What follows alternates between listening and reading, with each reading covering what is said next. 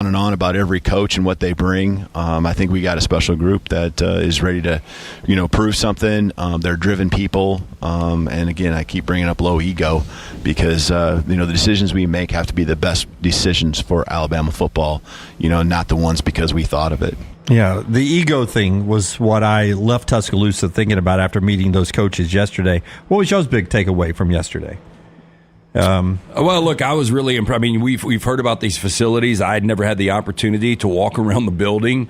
Everything was absolutely top notch.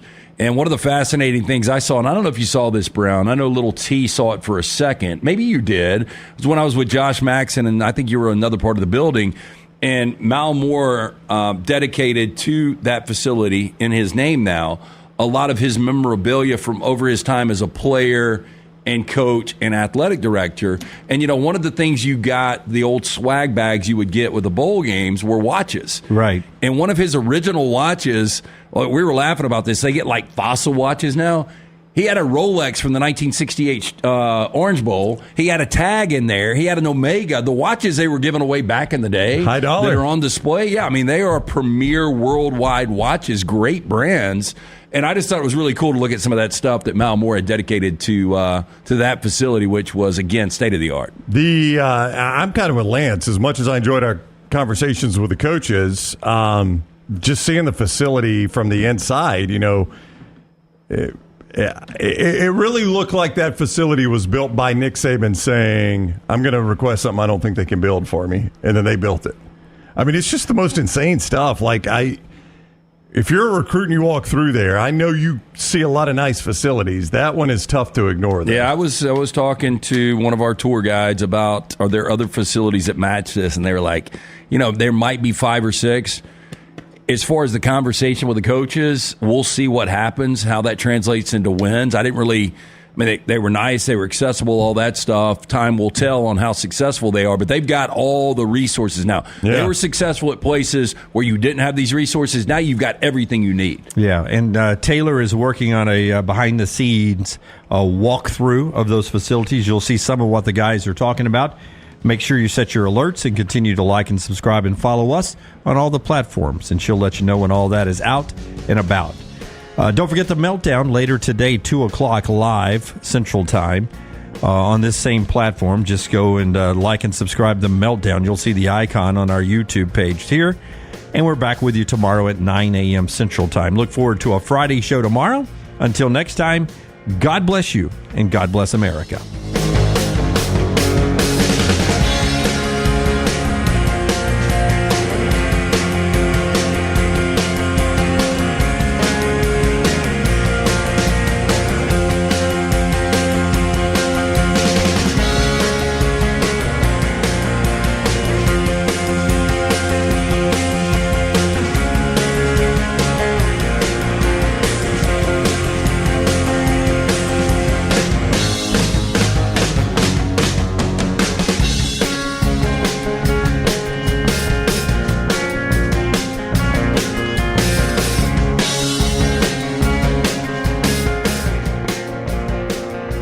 When on YouTube, you constantly hear requests to please like and subscribe. Well, here at Disrupt Media, we aren't going to play that game. Those demands are frankly outdated. So we just want you to hit like or subscribe. It's like a choose-your-own-adventure novel. Pick a path, hit like, or hit subscribe. It's your call. We don't care which, just pick one. Or go to Roll Tide Pods and do it. Or War Damn Pods. Or the Disrupt Media YouTube channel. Or the Meltdown. Just make a decision and stick with it. Like or subscribe, the choice is yours. Follow Next Round Live on Twitter, Instagram, Facebook, and YouTube. The social media team at Next Round Live is dedicated to giving you daily news conferences and practice video from UAB, Alabama, Auburn, and around college football. Follow and compare to the sites you used to visit. You'll also get the latest highlights and news from the Next Round Daily Show. Turn on the notifications so you don't miss a thing. Next Round Live on Twitter, Instagram, Facebook, and YouTube. See more at nextroundlive.com. Hang out with the Next Round on the go. Whether you're driving to work, running errands, sitting on the beach, or you just need a break from the real world, we can keep you company. Check out the Next Round, Mystery Fifth Hour, and our other shows on your favorite podcast app. We'll meet you there. Jim Dunaway, Lance Taylor, Ryan Brown, and Rockstar. Live from the Birmingham Racecourse Casino Studios, the next round, presented by Bud Light, is on now. It's a live show now as we get going on a Friday to start things off here. Jim Dunaway, Lance Taylor in here in just a second. Ryan Brown, Rockstar, Forrester, Lunsford, Tyler, EG, and Taylor Corn handling everything social media as we get going on a Friday that goes into a major weekend in college basketball. We'll talk more basketball with Ron Slay coming up in a moment. We'll hear from Auburn coach Hugh Freeze and others about Auburn spring practice, and we'll talk about Alabama starting their spring drills on Monday and a little bit more college football. But let's start off with the NFL a little bit here, because I don't know if you guys are paying attention to the rule changes, proposals, and everything that is going on in the NFL. It continues to be a talking point at the combines because everybody's there and everybody's getting interviewed and stuff. And you guys may have talked about it a little bit last week. The fumble through the end zone rule. Not going to change. It's not. I thought there was some forward momentum for that, which I think is the worst rule in all of sports. Not going to change. Not going to change. And I get asked all the time how I would fix it when I bitch about it. Because we had a high-profile game. What was it? It was the Chiefs, right? Chiefs and Bills? Chiefs and Bills, yeah. It changed the game. That comes up more than... And it was somebody else. It was the Ravens. Yeah, but the Chiefs win that game against the Bills, not going away, but they win it comfortably without that play. I mean, I think Zay Flowers, if he gets in instead of fumbling right there, they might beat the Chiefs. I think they beat the Chiefs, and I think the entire dynamic of the football season is completely changed. So two really big playoff moments. Happens all the times. I agree. I thought there was momentum. I mean, I don't know how you would fix it. I've always said you should be penalized. Multiple ideas. Take it back to whatever down it was, and you get the ball on the 20. So you're going backwards 20 yards. Yeah, multiple ideas. I mean, I could give you 10 ideas that are better than what we do right now. Yeah. I think the fairest one is obviously the down counts, and you maybe get a 5-yard penalty. Down counts, but 5-yard penalty. So if I'm stretching out at the 1 and it goes out of bounds, and it was second down, it is now third down and goal from the 5.5. 6. Why would you not just officiate it like you do everywhere else? Well, because everybody gets hung up on the fact that it's in the end zone. So I'm trying to, because I agree with you. Like if I fumble out of bounds on the half-yard line, where do I get the ball? Yeah, you should get it at the half-yard line. You do. Yeah. You shouldn't. You do. But if I fumble on the other side of the pylon, the other team gets it at the 20. That has never once made sense to me. I do think there's some element of excitement about it. If it's your team, your stomach completely drops. So I think you should be punished maybe a little bit more to keep some of that excitement. But again, if you're going back 20 yards, big difference. The olive branch to me is giving the ball on the 5 to the people that are like, oh, there should be a penalty. I've just never agreed that the defense should be rewarded for that. I would say probably, now Roman Harper is a little bit different in the Rocky Stop play. But when you guys say probably 75% of the time, it's just the guy holding the ball out and he loses control, if not more than 75%. Rarely do you see a defender come in and swat it out of his hands and it goes through the end zone. Now, if the defense recovers in the end zone, obviously it should be their ball on the 20. I'm cool with that. But if the defense doesn't recover, I just never understand why they get the ball. I think it's such a bad rule. Well, doesn't matter. It's sticking. Not changing. Tush push. Gonna hang around. I don't know how you would officiate that any differently, Lance. Yeah, I mean, look, we'd have to go back to what the rule was, where you used to not be able to push a guy forward. Yeah, but it's still it's a rule based on knee jerk because one team was having success converting these 3rd and shorts and 4th and shorts with the Philadelphia Eagles, and this is almost one of the most embarrassing situations I've seen in the last 5 years in sports was what happened this past weekend with Duke and Filipowski and John Shire. I mean, it was a complete joke. I know you guys bought in early and thought he was hurt. I did buy in early. Yeah, but, you know. He only played, I think, 30 minutes. Yeah. But, I mean, seriously, for us to talk about completely changing a rule, and that basically took sports media by hostage for a day. I mean, it goes back to LSU, Texas A&M, 7 overtimes. We get rid of that. A bad pass interference call in the 2018 NFC Championship game with the Rams and Saints. We completely changed that. Because I think of one situation, I don't think you can completely change everything. Can I blow your mind on something? Yeah. That I am old. That does not blow my mind, Jim. and I'm wearing a hat that is debatable whether it's ugly or not. I just said No, that it's ugly. What did you say? And it's very From the itchy. Where'd rough. you get that thing? What from the rough? Where did you get that? It was a gift to me, and I got a theory on this gift. You see if I'm Okay. right about this. It was a gift to me. Should I tell who it was from? I bet I can guess. Hey, will you throw me the hat real quick? I just want to look at one thing. Throw me the hat. It is the rare. I'll tell you as I throw it to you. It is the rare Masters hat if you're listening to us. But it has a very fall design and feel to it, doesn't it? I mean, Yeah. Masters, Oh, yeah. you think spring and summer. Yeah, throw it to me. I just want to look at one thing without. No, it's official. I was looking No, for. it's official. Yeah, I thought this might be a knockoff, but Masters, anything they sell at Augusta only has the Masters logo I in don't. it. There's I no don't think brand. Al Cervic would wear this. No, but let me. Do you? Don't tell him you're Jewish. It's an exclusive club. But let me tell you what I think happened with this hat. All right? I think this hat, it was a gift to me from my friend, the guy who changed my golfing life, John, and his wife, Lauren, who went to the Masters 2 years ago. Okay. If you notice, this is the first time I've worn it. First day of March, I thought I'd bring out a hat. Yeah. It needs to be cold, but springtime. It's a fall. It's got an open back. Small I feel bad window. now. Yeah. John and Lauren are awesome They're people. awesome people. But maybe they were trying to match your style sense. Yeah, but I don't wear a lot of plaid. With an ugly hat. Here's what I think happened. Yeah.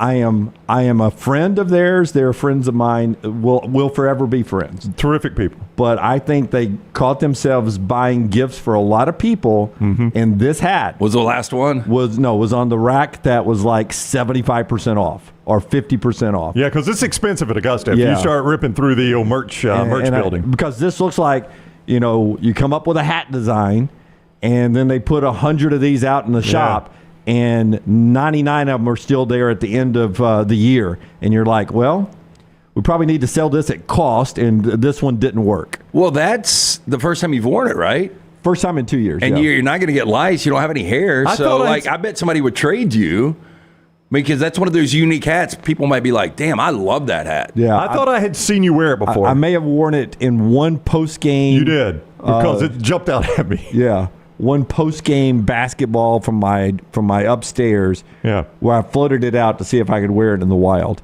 But I love John and Lauren, and it's the thought that counts. It's the thought that counts. No, I say if you John ever Deere get Masters hat. invited to do, if you ever hit the senior tour circuit, the Champions Tour, Yeah, and you ever do the body issue like Gary Player did, Yeah. just wear that hat. Yeah, that's cool. Hat in a club. But I was walking out today, and I said, you know what? I'm old. It's March 1st, coming off of a leap day. I was up late watching old college football games last night. What'd you watch? Did you drink your I was prune getting to juice that. this morning? So I was. I said to myself, if I'm ever going to wear this hat, today is the day. Okay, well, there you go. Yeah, and I didn't want to wear it next week when you're not here, Brown. You're on vacation. That Yeah. I wanted full throttle. So thank you, John and Lauren, for a conversation hat. Hey, you realize I don't beat you up as much when Brown's here, though. Yeah, that's why you didn't want to wear it last week. I beat you up more when Brown is here. Yeah, it's true. I beat you up a lot Yeah. less when it's just you and I. Because I'm fragile and I've got to get 5 days. You got to get 5 days. Yeah, I out don't of me. want the turtle to go into the shell when it's just you and I. That's right. You don't want it to cold water effect. But here's a rule that will blow your mind. Back to the NFL rules. Okay, so we're no touchback fumble. That's No not fumble, overturned. no tush push. But we've got. Is this a good one? No, this is from 1977 college football, and someone fact check me on this. But I'm watching Nebraska, Alabama, Legion Field, 1977 last night. Was that a Labor Day night game? I think. Another twist in that game. Tampa Bay opened up their NFL season that night. So I don't know when it was played. I get the feeling it was a Saturday night. But for some reason, the Tampa Bay Buccaneers opened up their season with a 1913 or 1912 loss at home to start their NFL season because Keith Jackson did a score update in a primetime game, knowing that Tampa, obviously not on television, was playing somewhere else to show you how college football in the NFL is flipped. Different What world. year was that? 1977. And that was in August? I'll look I it get up. Well, the feeling reason it I bring this up, I mean, it was obviously, opening weekend. I don't remember that, but that was the summer of Sam when you had the when the Bronx was was burning. I mean, that was a good 30 for Yeah. 30, but there was a correlation with what was going on in New York's and a lot of things. Okay. The big blackout. Yeah. It was a long time ago. You've got the wrong year or the wrong location. 1977, Alabama played Nebraska in Lincoln. Okay, so it must be 78 then. Okay, and that was September 17th. All right, so 19. So Alabama. I don't want to ruin the story, but does Alabama win or lose the game you watched last night? Week 1, Alabama wins the game. Okay, so that's the one at Legion Field, September 2nd. So I think, I don't know if that was Labor Day, but it's Labor Day weekend. And that was 78, you said? 78, yep. So the 78 game. Son of Sam was behind bars by then. So here is what I need fact check. Okay. Because late in the game, I think Alabama's up 13-3. 20-3 was the final. Yeah, Jeff Rutledge throws one deep on third down. There's pass interference on the Nebraska guy. By the way, I think Alabama got the call. Don't really think it was pass interference. Hey, Birmingham, SEC office. Yeah. By the way, split crew back then. They used to do split crews. Yeah, I remember that back in the day. Our head officials from the Southwest Conference. We got 3 officials from the SEC tonight. It was 3 SEC, 3 Big 8. Yeah. So it's an overthrow. No way it was catchable. Easier to fix games back then, by the way. No way it was catchable. No way. And then it's pass interference. Okay. And Keith Jackson says, man, that ends up being a 37-yard penalty. Oh, spot of the foul? I think they had, I don't remember this, I think they had spot fouls in pass interference in college football back in 1978. Can someone check that for me? Lunsford, you're here. Can you check that for me? 1978 college football rules.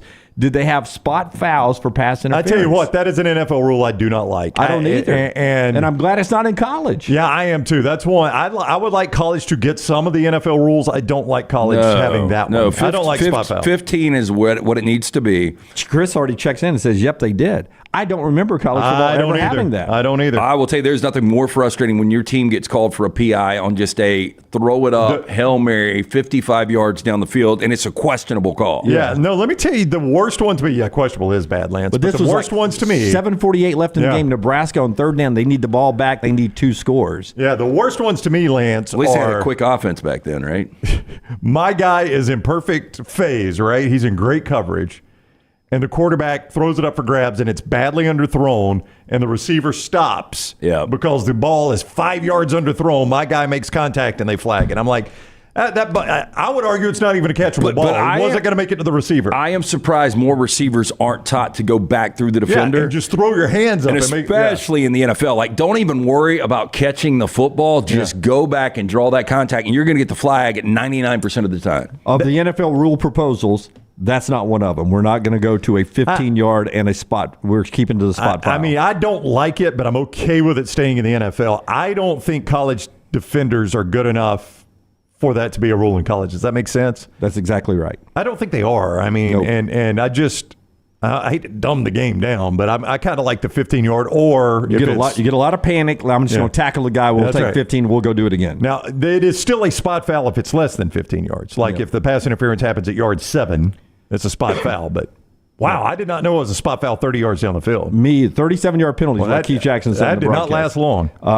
By the way, it was 95 degrees that day, by the way. By the way, the more I go back and watch Keith Jackson, not as spot on as we thought. He was shaky at times. Done away with the new overrated Keith Jackson. Oh, look, you didn't get the critiques back then. You know why? Because you didn't have all of this access. Now, we're at a worst time of announcers in the history of sports, by the way. I was watching some guy do. Well, because there's too many. Yeah, there's something I was doing a basketball game I was watching the other night, and it was play-by-play guy was a little shaky. I was like, ugh. So there's a new hip drop tackle that likely is going to get passed. If you're not familiar with this, a lot of guys, a lot of young, small DBs tackling powerful running backs who would tackle, get their arms around them, and then drop. They roll into their leg. That's right. They land on their legs, and that's the most injury-causing tackle left in the game. So it's going to be officiated if it passes, and they think it will, like the horse collar. So it's impossible to tackle. It is. I was going to say it's impossible to tackle. Like I don't know because you don't want an early premature whistle, because if a guy can break a tackle, that's part of the excitement and part of a guy trying to get yards after a catch or yards, on a rush. And I'm sorry, Lance, I mean to interrupt you, but in your playoff game, that guy went in low on Tyler Higbee. You remember the play I'm talking about, right? Yeah. And I know people got pissed about that, but I'm like, what can he do? What can you? There was no flag thrown. I mean, it's an open field. Of course, there was no flag thrown in any of that game. The Puka Nakuos. But it's an open field tackle with a DB on a tight end. Tyler Higbee's a pretty big guy. I mean, what's the DB supposed to do? You can't hit him high. That's penalty. I mean, what's he supposed to do? Yeah, I really don't know where you're supposed to hit. Yeah. I guess you get, as long as your helmet's not in the way, you get basically chest Yeah, there is no forgiveness. You get chest to waist, basically. There is no forgiveness in tackling anymore. That's it. And now it's less in the NFL because you don't get targeting in the NFL. You can get helmet to helmet. It's a 15-yarder, but you're not thrown out. Ejected. That is the most predictable call, too, in college football. Oh, targeting? Like if you're sitting on the couch, you automatically know. Instead of, holy hell, that was a great hit, it's like, it's 15. He might be ejected. Yeah, any big hit, you're like, well, here comes the flag. Oh, one more thing here, and then we'll tell you about the Sports Betting Alliance and a couple other great sponsors. Ron Slay in the next segment as we jump into the basketball conversation. He's a Tennessee guy, SEC Network. Tennessee's in town. We've been talking about it all week. You will get that in the next segment. Todd Ferman starts hour 2. There is a consideration in the National Football League, and they think it likely will pass this year, that there will be no longer chain gangs in the National Football League. We're going to get rid of the stick and chain on the sideline because there are chips and everything and balls and players. And I assume you got to keep a first down marker out there just so I'll know where I need to get. If we're gonna pay cheerleaders, you can play a couple old men to carry that chain This is around. A needed rule. There's no use I for will a chain miss the gang. chain gang. Well, you never see the chain gang. That's such a silly thing to say. You'll miss the chain gang. They might come out one play a game. But the excitement when people on both sides are saying nothing more exciting than a couple guys trotting out with 2 sticks. I like it. I like the chain gang. You never see it. They don't use them anymore. Why do we need them? We don't need a chain gang. That's the most useless thing in football. How often do you see a kickoff return? Yeah. Not a lot. They're talking about getting rid of that, too. They are talking about getting rid of that. Why wouldn't But the chain gang, because here's what they do now. They never spot it on the half-yard line. They always spot it on the next yard line. And so it's easy to measure. It's first down or it's not, right?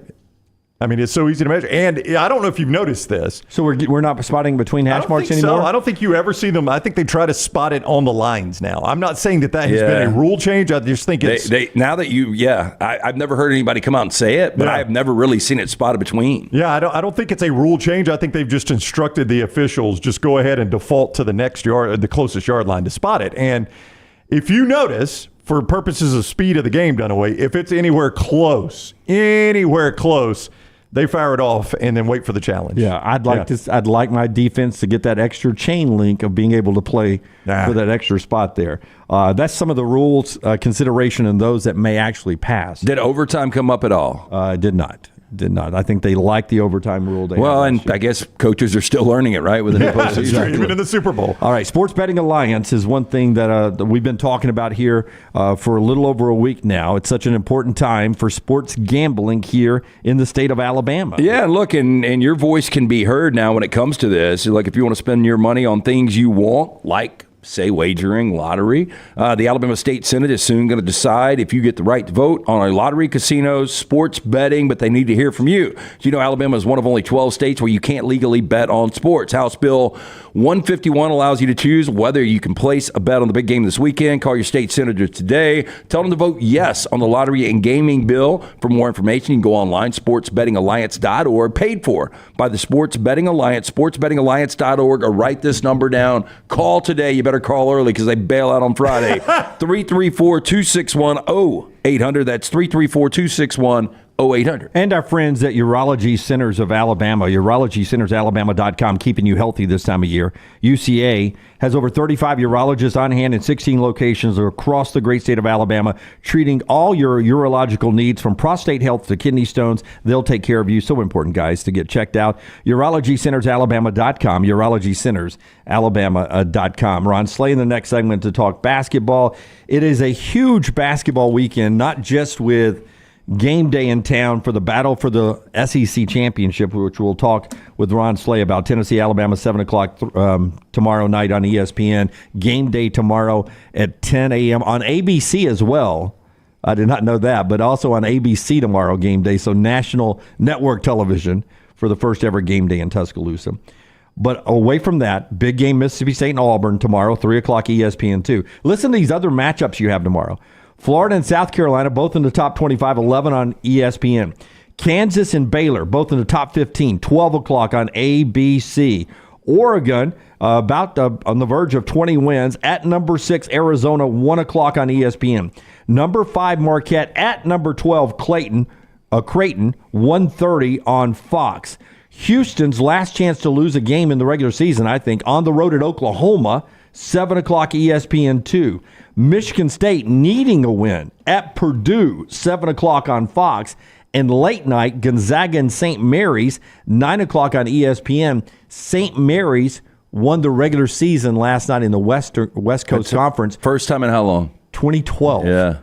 Yeah, it's a shift of power out there, isn't it? Yeah, but Gonzaga's locked up their 24th straight NCAA tournament bid, but they didn't win the conference this year. Yeah, so but that's a massive weekend on the first Saturday in March in basketball. Yeah, is this a year that Gonzaga does something when we don't expect anything? Could be, but they've only got one quad one win. Yeah, I mean, I don't trust them. Yeah, I don't But either. you're right. This will be so Gonzaga. You've bought into them all these years, and the one year they sneak into the tournament, they make a run. Huge Saturday coming up in college basketball. We'll talk to Ron Slay about the SEC version of that coming up in the next segment. The show being brought to you in part by our friends at the Rump Shaker event that is coming down to Regions Field.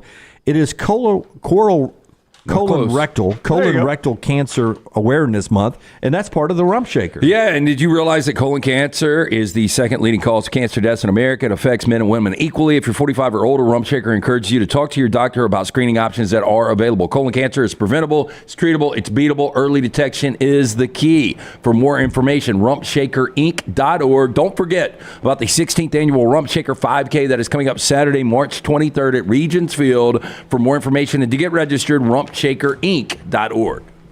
Follow Scott Forrester on Twitter at ScottForresterTV. Spring weather is here, and our friends at Hemphill Services are offering a $69 HVAC tune-up plus 10% off any service call when you mention the next round. Call Adam, Chad, and the guys at Hemphill Services. Make sure your HVAC unit is ready to keep up with the changing weather. Hemphill Services, locally owned and operated independent Trane dealer. The team can service all makes and models. For all of your plumbing, heating, and cooling needs, call Hemphill Services. It's hard to stop a Trane. 205-229-2090 or hemphillservices.com. That's 205-229-2090, hemphillservices.com. Did you know that colon cancer is the second leading cause of cancer deaths in America and that it affects men and women equally? If you're older than 45, Rump Shaker encourages you to talk to your doctor about screening options that are available. Colon cancer is preventable, treatable, and beatable, but early detection is the key. For more information, please visit us. Go to rumpshakerinc.org. Also, 6th annual Rump Shaker 5K coming up Saturday, March 23rd at Regions Field. You can register online, rumpshakerinc.org. There are so many things I love about Walk-Ons. Authentic, mouth-watering Louisiana cuisine, prepared fresh, daily from scratch. A great beer selection and TVs everywhere to watch the big game every day of the week. And of course, they've got two great locations on Highway 280 and 119 and at Hoover near the Hoover Met. Walk-Ons is also a great place for happy hour, 2 to 6 Monday through Friday with $5 moonshine swirls, $5 house pours, and half-price appetizers. And it's an easy take-home experience for the family as well. Highway 280 in Hoover with Walk-Ons. Fire damage to your home or business is something you never want to consider. Ryan Brown here from The Next Round. But in the horrible event it happens, Dry Tech is here to help. They respond quickly and will reply to you within 20 minutes when you call 205-637-0143. They're working for you, the customer, not the insurance company. They've got 5 crews ready to go 24/7. Don't call the insurance company first. Call Dry Tech. Just remember this website, mydrytech.com. That is mydrytech.com. What are you waiting for? It's non-stop gaming action at Birmingham Racecourse Casino. Come play more than 900 of the latest and greatest games around, featuring fun bonuses and big jackpots. You can wager and win on horse and greyhound races from all over the world. There are more ways to win at Birmingham Racecourse Casino. Birmingham Racecourse Casino, located off I-459 exit 31 Derby Parkway. Must be 21 or older. Every day, someone is ridiculed and mocked for the clothing they chose to wear. It's a harsh reality we all must face. But you have the chance to change all of that with one visit to nextround.store. For just a few minutes of browsing, you will observe so many clothing options, from hats to hoodies to t-shirts. Please, for yourself or someone you love, go to nextround.store and embrace the warmth of true attire.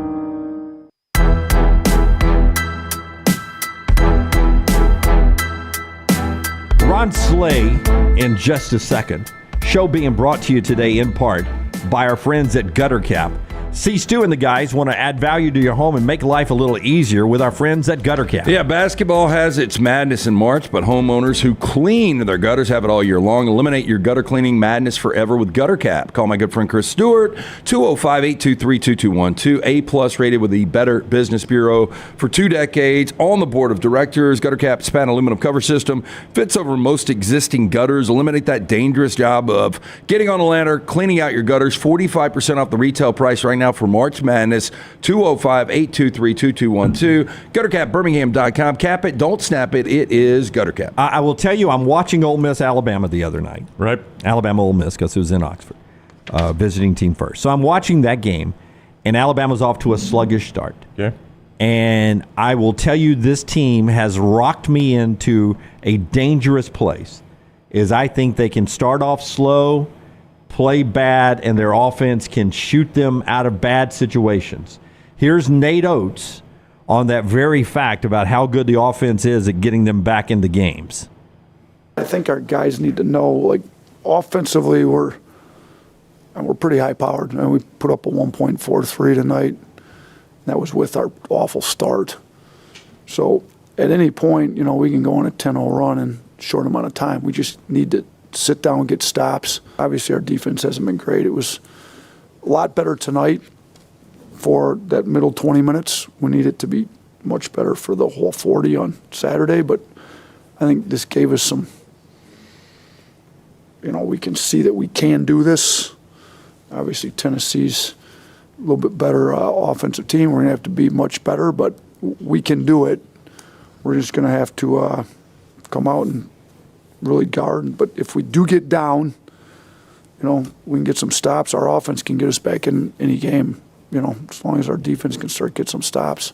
So just some stops gets them back in the game. I would say you can't do that against Tennessee because their defense is so good, and they lost by 20 up there. But then I watched Auburn on the road the other night go 1.38 on the scoring percentage. You were talking about Alabama being 1.4. It's a metric thing. But Auburn's scoring the other night against that Tennessee defense was pretty dang impressive. Yeah, I wonder what the number has got to be for Alabama. As far as to win this game, 80-plus points in 9 straight games. Tennessee, though, has won 5 of their last 6 road games. That one road loss, weird game in College Station where they kind of got run off the court, where they were down 20 in the first half and ended up losing the game by 16. But what do you guys think the number against this Tennessee defense with a struggling Alabama defense is going to be? Does Dalton Knecht show up? He's going to show up. Yeah, Dalton Knecht shows up every night. Yeah, I don't think he's going to show up for 39. He only had 25 in the 20-point win up in Knoxville. Look, you just want to hold him to his scoring average around 21 points, and you've done an incredible job. For some reason, 93 pops out, Brownie. I was going to say 85. You think 85 could win it? A little bit lower than you. I think 85 could win it in Tuscaloosa. This is going to be a high total. I would say this total is probably going to be 160. If I'm Alabama and I'm under 85, an Alabama fan, I worry if I'm under 85. Ron Slay with the SEC Network, of course, played his basketball. Look at that hoodie. Tennessee. He's got that hoodie on. He's going to be sending us we're going to do a hoodie trade with you, though, Slay. We're going to send you some of ours, too, so you can wear them on 3HL. You guys are on camera up there. I'm just waiting on an address, man. That's all I need to send my guys, man, so I can get y'all laced with the gear, man. Y'all going to look beautiful. It goes good with the set, maybe different colors. I got some good stuff for you, man. We had your buddy Richard Hendricks on the other day, and we were talking about you, and he was talking about – he was laughing about the Duke situation, Wake Forest, Filipowski, acting like he had been shot by a sniper when a 120-pound co-ed ran into him, and we made this huge deal about this. Completely ridiculous, completely embarrassing. Another story, but he's like, if you want to see some hostile crowds, go overseas. And we brought you up, and he's like, I played with Slay over there. We were on the same team. Yeah. Hey, man. Yeah, man. It's a different experience, and it's something I promise you that we cannot explain. It's something you have to see for yourself. I will say, man, when you talk about rowdy, they live up to it. The same thing that you see at soccer games and matches like that, it trickles down to whatever basketball club is involved with it too. It's no different. It's just a smaller venue. The smoke doesn't go from the flares, doesn't go out of the arena right away. Like it's a little bit different. Yeah, speaking of smoke, do people actually, because smoking is bigger in Europe, people actually smoke in the facility? Man, listen here.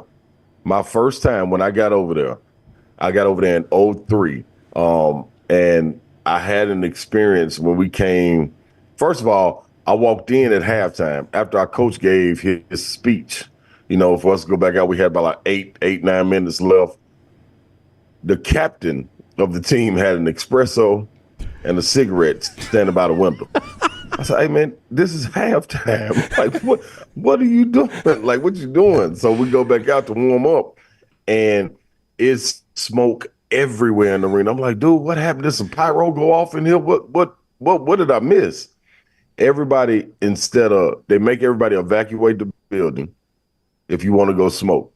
But the people don't make you stand away from the door. So everybody's in the door smoking the cigarette with the smoke coming back into the arena. You just sitting there like, come on, man. This is what we're gonna do secondhand. We're gonna do secondhand smoke at halftime of the game to see how our lungs are really, how good they really are. It was different, man. It was a different experience. But hey, I wouldn't trade it for nothing in the world, man. The people love their sports over there. I can listen to these stories all day. I love a team captain smoking with an espresso at the captain. Yeah. Did he go an pinky? Espresso though. Was he a pinky out espresso drinker with those little small cups? No, and the funny thing, man, he was 6'11", so he had a Captain Morgan like stance going on. With those wild ass crowds, did you guys? Obviously, you saw altercations in the stands, but were there more fights on the court than you get like in the NBA? It wasn't as bad, actually, man, on the floor. Like, you knew the rivalry, you knew what it was. You may get into it every now and then, but man, the fans, that was the difference. Like, I remember I was at Galatasaray, and our this was in Istanbul, Turkey at the time, and our rival was Fenerbahce. But man, great tradition. I mean, rich tradition for both of them in football and in basketball. They would when the game started, they would get to fighting, and they would light coins, light the coin, a euro, dollar, throw it onto the floor, and want you to pick it up because you're instinctive. You're like, oh, man, let's get this stuff off the floor so we can play. I went to go reach, and one of the captain from the other team, from Fenerbahce, grabbed my hand, was like, hey, don't touch that. And you could see the coin was melting through the floor. Dude, it's like, come on, y'all. We're just trying to play the game. I promise you we're going to give our all. We're going to give our all. So it was weird, man. Expect that kind of treatment for the Volunteers when they come to Tuscaloosa tomorrow. It's prime time. Game days down there. What surprised you about Tennessee? It was a good win over Auburn. That was a well-played basketball game, I thought. Mm-hmm. But I was surprised that it got to be that much of an offensive scoring output, especially Auburn's side, that they scored that much on Tennessee. What do you think of this Volunteer defense this year? Yeah, I think it when needed, that defense always stands up. You know what I mean? It makes the plays that it needs to do when it comes to getting stops. That's also finishing the possession with the rebound. I think it's been a good twist as far as seeing Walker and Jonas, they do in together, and them kind of, bringing a physicality to the game that we haven't seen in a while with Tennessee outside of the guard. So that was good to see. But Auburn, man, I thought they answered the bell. It was good to see Jalen Williams back. I thought 100% Jalen Williams, the outcome of that game could be a little bit different, but it was good to see him back. The guards to me did not, outside of Katie Johnson, didn't handle the physicality well. Aiden Holloway coming off his game that he played against Georgia, Trey Donaldson, I guess maybe that's why they pulled him out of the starting lineup, but man, that was a difference in the guard play for Tennessee versus Auburn. I think that's what got the game up. So how does that go to tomorrow? Because Mark Sears, I think he had a handful of turnovers up in Knoxville in that big blowout. How does Sears handle that tomorrow? Yeah, you got to handle it early. I think that's where Sears let the rope slip away early on in that game in Knoxville. He let a lot of turnovers, and they were live ball turnovers. So Tennessee was able to get out and run and get some easy buckets to kind of build that lead and pad it a little bit, where that offensive explosion by Alabama really didn't matter. So I think if you get an opportunity to take the ball out of his hand, this is a different Alabama team than Tennessee played earlier. Estrada can handle it. Do you get guys to step up, though? If Mark Sears has to get rid of the ball and they're trapping on ball screens, do guys respond the way they do? Rylan Griffin plays great at home. Can he handle with someone chucking him? You know what I'm saying? And I think a lot of it goes to the officiating crew. Do the officials let guys play physical? If they don't, if they let it free flowing, I think Alabama can run away with it. So it's going to be interesting to see who gets the upper hand as far as being able to play physical up front. So one of our big basketball fans in our audience, Paul, frequently sends us Torvik is the site he gets this from, but it's one of the metric sites. He sent an interesting one this morning, and I wonder if you have seen this and what you make of it, I guess. He says Tennessee's defense is on the road is 111th in the nation, but their 3-point defense on the road is 292. Does the stat match what you have seen there? Are they that significantly worse on the road defensively? I tell you what, man. I think the rotation is broken down. So I guess you can say it. I'm not a big numbers guy, man. I'm more of an eye test guy. I do think closeouts are a little bit later on the road because of breakdowns. But I think a lot of that deals with foul trouble and guys being able to come in off the bench and not really be locked in. So it's going to be interesting. Like we've seen it. Guys on the road and Dalton Connect get pulled. We saw it at Georgia. We saw it at Mississippi State. Rick Barnes, if you don't think you're playing defense, he will make a note of it and take you out of the game. So you get other guys in those situations that haven't been there. So it's one thing with the numbers, man. Give me the result. Give me the eye test. I can give a damn about a number. You mentioned Dalton Connect, and that second half was ridiculous against Auburn the other night. If I asked you, look, and Grant Williams was really good a few years ago for Rick Barnes, and Chris Lofton was really good for Bruce Pearl. But if I told you Dalton Connect's having the best single season in Tennessee basketball since Allen Houston, would that be fair? Yeah, man. Honestly. And the only reason is because the guys you mentioned before did it either on 2 levels or 1 level. Like when it comes to Chris Lofton shoot the laces off the ball. Grant Williams get it on the elbow and just go to work. Dalton Connect is doing this all 3 levels. I mean, I gotta give it to it. When you say Allen Houston, that's the only guy I can think of that you would run 2 guys at, man, and it was one screen. I mean, one shot taken where they ran 3 people at Dalton Connect just to get the ball out of his hands. I don't really remember dealing with nothing like that. That's a different level, man. So being able to put the ball on the floor, being able to play pick and roll, he brings a different dynamic. Being able to get the rebound off the rim and go. I don't know how you stop it, man. You just got to hope he off. Away from Alabama, Tennessee, it's a big weekend in college basketball. And then Mississippi State, who, I think they're a tournament team. They've looked really good at times. They're in Auburn tomorrow. What do you make of this Chris Jans team from Starkville as they go to Auburn there? Do you like this team? Do you think they can make some noise in the NCAA tournament? I do like this team. And I like this team. Reason being is because of the wrinkle that he had to throw into the lineup with getting guys injured and trying to get guys back. It was kind of like a blessing in disguise. You were able to put Hubbard into the starting lineup. DJ Jeffries, when he came back, wasn't automatically in the lineup. He came off the bench. Tolu coming off the bench is huge. Like, I don't know anybody that can match up with him as a reserve once the starting 5-man is worn down a little bit. And then Hubbard, what he brings, dog, we saw that duel between him and Reed Sheppard. Now, I will say, this is a defensive-minded team, and when they're really rolling, they're locked in. Hubbard got to go guard somebody. Now, between him and Dillingham, man, they put the ball in the hole, boy, but they can't guard my son. He's 13. He's in school right now, so they got to do something with that. But other than that, man, they're fun to watch. I think this team is a bunch that came back for this purpose to try to make this run in the tournament, and I think it's all starting to come together for Coach Jans right now. He is Ron Slay. You see him on the SEC Network up in Nashville. He's on 3HL with Brent Doherty and Don Davenport. They do an incredible afternoon show there. And you can follow him on Twitter at TheRonSlay, at TheRonSlay. It is always fun, Slay. We appreciate the time, my man. Hey, man, it's good, man. And guess what? Hey, we don't like Bama. I don't know if anybody knew it or not, but Tennessee, we don't like Bama. So this ought to be good. This is going to be a great game. I hope it lives up to the hype. Hey, let me ask you when you say that, we had on Stephen Pearl, the associate head coach, obviously son of Bruce Pearl, who played there, and he said on our show, people, they wonder why we don't love Tennessee. They fired our ass. So, and I know that became a big topic of conversation in Knoxville over the last few days, but what are the thoughts from Tennessee fans on the Pearls?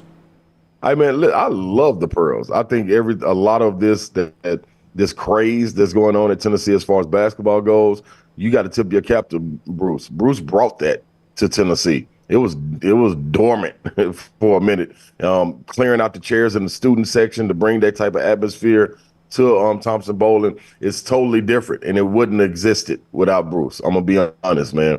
But as far as that's why it's always gonna be a little nasty, regardless if Auburn is good or not. When they come and travel to Tennessee, when Tennessee travels to Auburn, either way, it's gonna be a little nasty. The funny thing is, no one fired y'all.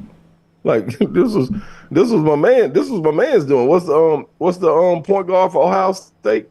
Oh, it was. I forgot his darn name, but that's his doing, man. Like, what was his name at the cookout? I forgot at the cookout exactly. Like it wasn't Aaron Glenn. It was Aaron something. Yeah, Aaron. I was gonna say Kraft. Wasn't it Kraft? Was it Aaron Kraft? Yeah, it was Aaron Kraft. Yeah. So I'm like, dude, nobody wanted y'all to leave. They damn near signed a petition to get you back when Clemson was coaching. So, you know what I'm saying? It's all love, dude, and it's always going to be right there. But the same thing he did with Neville Arena, the reason it's like it is the same thing Bruce Pearl did to Thompson Bowling. So, there's always love there. Slay, have a great weekend, man. We appreciate the time as always. Y'all too, baby. All right, buddy. Go Vols. Take care. This is Rod Slay with us on the JohnstonRVCenter.com hotline. For those who don't know what Lance's talking about, when Steven said that on our show, a friend of mine who lives in Knoxville texted me Wednesday night and says, by the way, Eric Ainge's station, and that's the sports animal there in Knoxville, has been using that soundbite all day long, and the Tennessee fans are in a frenzy. And he's like, I laugh every time because they leave in there you asking the question. And I'm like, that's my boy Brown asking the question, and Stephen Pearl talks about how much they hate Auburn. Apparently, it got the Tennessee fans fired up. So. Yeah, and a great game the other night. Now Auburn's got to come back down and put the loss behind them in the effort and take on Mississippi State tomorrow at 3. Bama's at 7 tomorrow night against Tennessee. And game day tomorrow, and we'll see the crowd and the atmosphere both on ESPN and ABC tomorrow for game day as it goes at 10 a.m. Central Time locally for College Game Day. The show being brought to you today by our friends at Legacy. 9 branches here in the greater Birmingham area, and right now you can learn about the annual Swap and Drop promotion. It is back. Whether you have a car loan, a truck loan, a boat, a camper, a motorcycle, or even an ATV loan, you can swap your current loan provider to Legacy and drop your interest rate and monthly payments. You apply online in minutes at swapanddrop.com, swapanddrop.com. A limited time offer. Terms and conditions may apply. See credit union for details. Federally insured by the NCUA. But this is a wonderful program that at a certain time of year you get this great promotional rate from Legacy that stays with you for the life of the loan. Swap it from your current provider over to Legacy. Swapanddrop.com. Swapanddrop.com. One other note before we take a break here. It involves our buddy Charles Barkley. If you were watching the NBA last night on TNT, I was not, but I did catch it on social media during one of the hits. You know, Barkley's now on Instagram. He's on social media, does a lot of Redmont posts, and he was playing golf, celebrity golf with DJ Khaled at an event down at the one that was recently it was the match, which was down in Palm Beach. There's a story behind that, by the way. So they convinced Barkley last night for a brief moment. Shaq goes, you know you're messing up. Every time you post on social media, you got to go #OnlyFans.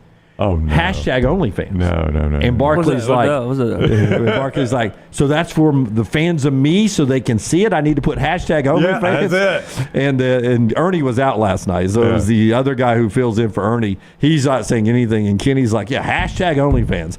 And Barkley goes, so I just put #OnlyFans on all my posts. And they were like, yeah. Finally, they let Barkley in. Don't do that, bro. I mean, how many old people could you get on Facebook? Oh, with that? You only your fans seeing this. That's and right. if you put #OnlyFans, only your fans will see it. If you're a Bama fan, only your Bama fans will see it. Interesting story in trash on OnlyFans today. And you work hard at your job. You grind. #grinder. Funny moment last night. Our friends at Hemp Hill getting you ready for that summer heat, which despite the cool temperatures here today, just around the corner. Yeah, one of those days that Chili and Bullet just didn't want to go out this morning. Don't blame them. Need to make sure that HVAC unit ready to keep up with the changing weather. 205-229-2090. That's the number you need to call. Adam, Chad, Andrew, the guys at Hemp Hill Services. Trust the name. Birmingham has trust since 1954 for all of your plumbing, heating, and cooling needs. Hard to stop a train. For more information, hemphillservices.com. Take the next round anywhere you go with official Next Round gear. Buy yours today at nextround.store. This hour of The Next Round is presented by the Birmingham Racecourse Casino, now featuring 7 days of giveaways with your chance to win a share of up to $125,000. The more you visit the Birmingham Racecourse Casino, the more chances you have to win. Stop by the New York Butcher Shop and pick up the finest in certified Angus prime beef steaks and burgers, premium pork chops, ribs, and all-natural chicken cut to order just for you. Their chef-prepared entrees and side dishes are the perfect dinner-to-go choice for your family and are ready to heat at home. With a great selection of fine wines and desserts, the New York Butcher Shop is your one-stop dinner shop. 2 locations to serve you, Cahaba Heights and on Highway 119 in Greystone. The New York Butcher Shop, rare quality, well-done service. Hey, Lance Taylor from the Next Round to tell you about our friends at Gutter Cap. Gutter Cap's that patented aluminum cover system that fits over most existing gutters to keep out debris and eliminate that gutter cleaning. It's backed with a lifetime warranty, almost 20-year service record right here in Birmingham. Stay off that dangerous ladder forever. 45% off the retail price now if you call guttercapbirmingham.com. Call my good friend Chris Stewart now, 205-823-2212. Cap it, don't snap it. It's Gutter Cap.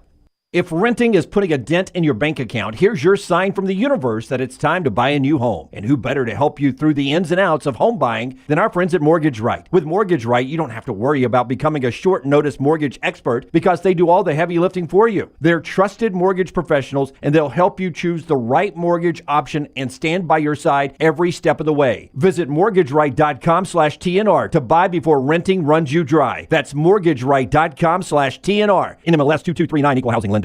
Want more of the show? Download the app or visit nextroundlive.com for the latest podcast, The Mystery Fifth Hour, our Not For All Ages podcast, The Last Call, and the entire Double Down Media podcast family. All at nextroundlive.com and on the Next Round app. Storm season is here. Make sure you have a plan of action in place right now. Greg from Pell City and Storm Restoration Roofing should be your first call when storms hit. Insurance companies love working with Storm Restoration Roofing because of Greg Nelson's name and reputation in the industry. When storms hit, call Greg Nelson. He's local, 205-542-3531. He's the home of the free no-cost roof inspection. Greg from Pell City on Facebook, 205-542-3531. It's Storm Restoration Roofing. Twin Peaks is the best in the game. Here, you're in the red zone for every college rivalry and divisional matchup all season long. On game day, you never have to decide which teams to watch, only what combination of bites, burgers, wings, and more to order. Plus, where else are your favorite draft beers always poured at a frozen 29 degrees? Only at Twin Peaks, the #1 sports bar. Stick around after the sun sets. Twin Peaks is open really late. Wind down with bourbon and late night bites. Only at Twin Peaks.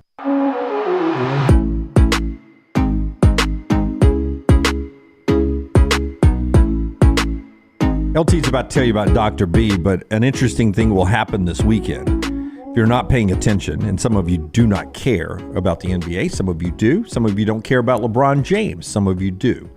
He will become the person that starts the 40,000 point club. He's, I think, 9 points away from that.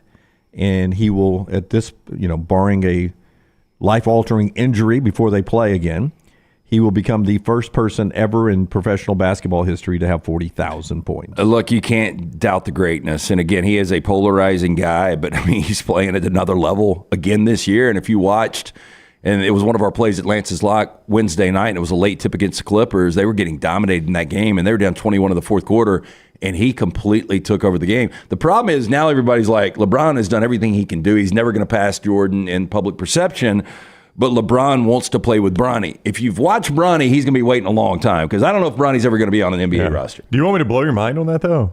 He has got 1,000 more points than Kareem, a little more than 1,000 more than Kareem.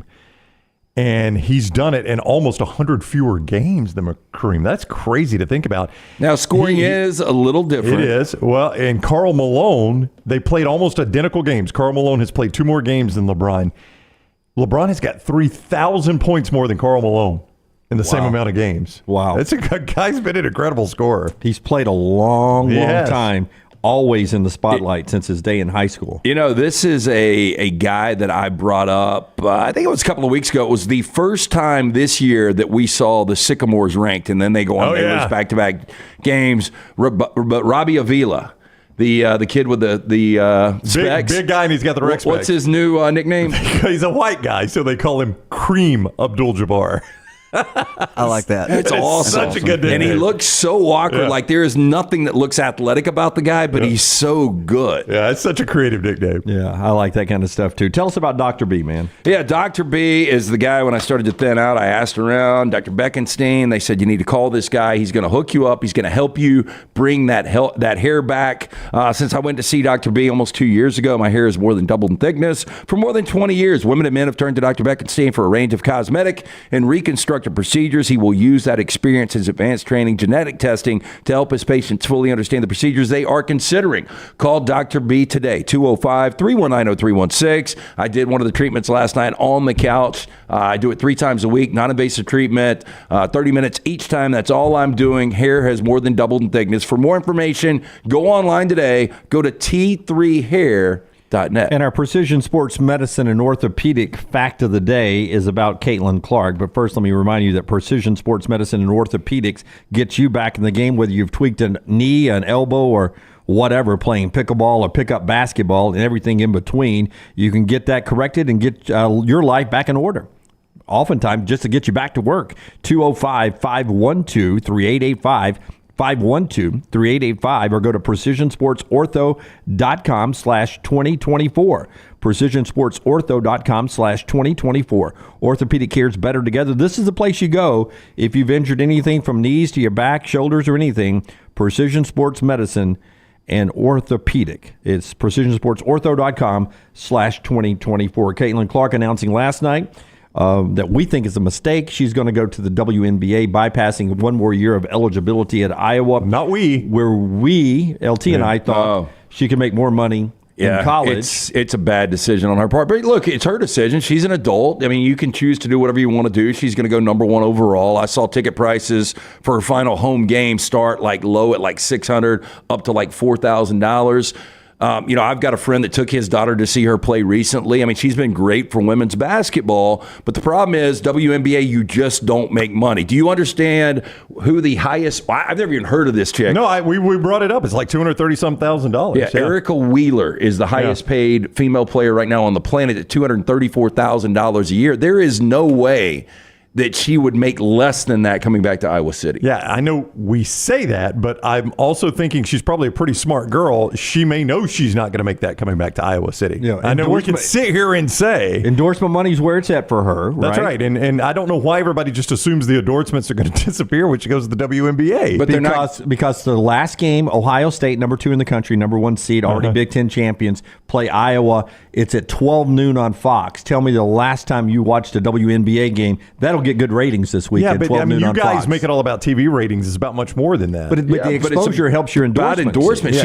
She's got higher exposure in Iowa City than she ever will in the WNBA. I am not going to argue that one bit. There's no argument at all. So what are you arguing? I am arguing that you guys are just saying the endorsements are going away. Y'all just make that assumption. No, yes, you are. You literally are making that assumption. I'm saying that, and he's saying the same thing, that she can't make as much in endorsements as she will make. That's what I'm saying. You're saying the endorsement numbers are going to. Y'all have no idea. Not go away. They're just not going to be as good. You say that, but you don't know. Y'all are talking and you don't know the facts. Well, you don't either. I don't, but that's why I'm saying you can't say she's making a mistake because you don't know the facts. Look, I know once she gets done, like she's on my radar right now, and I don't watch women's basketball. Her popularity's up here right now. Yeah, once she goes to the WNBA, she's going to be forgotten. I mean, she may be, but I am saying you really think Nike, who's one of our endorsers, and Gatorade, who's one of our endorsers, is going to say, Yeah, we're dropping her now. No, not drop her now. But Brown, if your peak is here, right, where you are right now, because you're in college, Iowa, and you go to the WNBA where it's less exposed,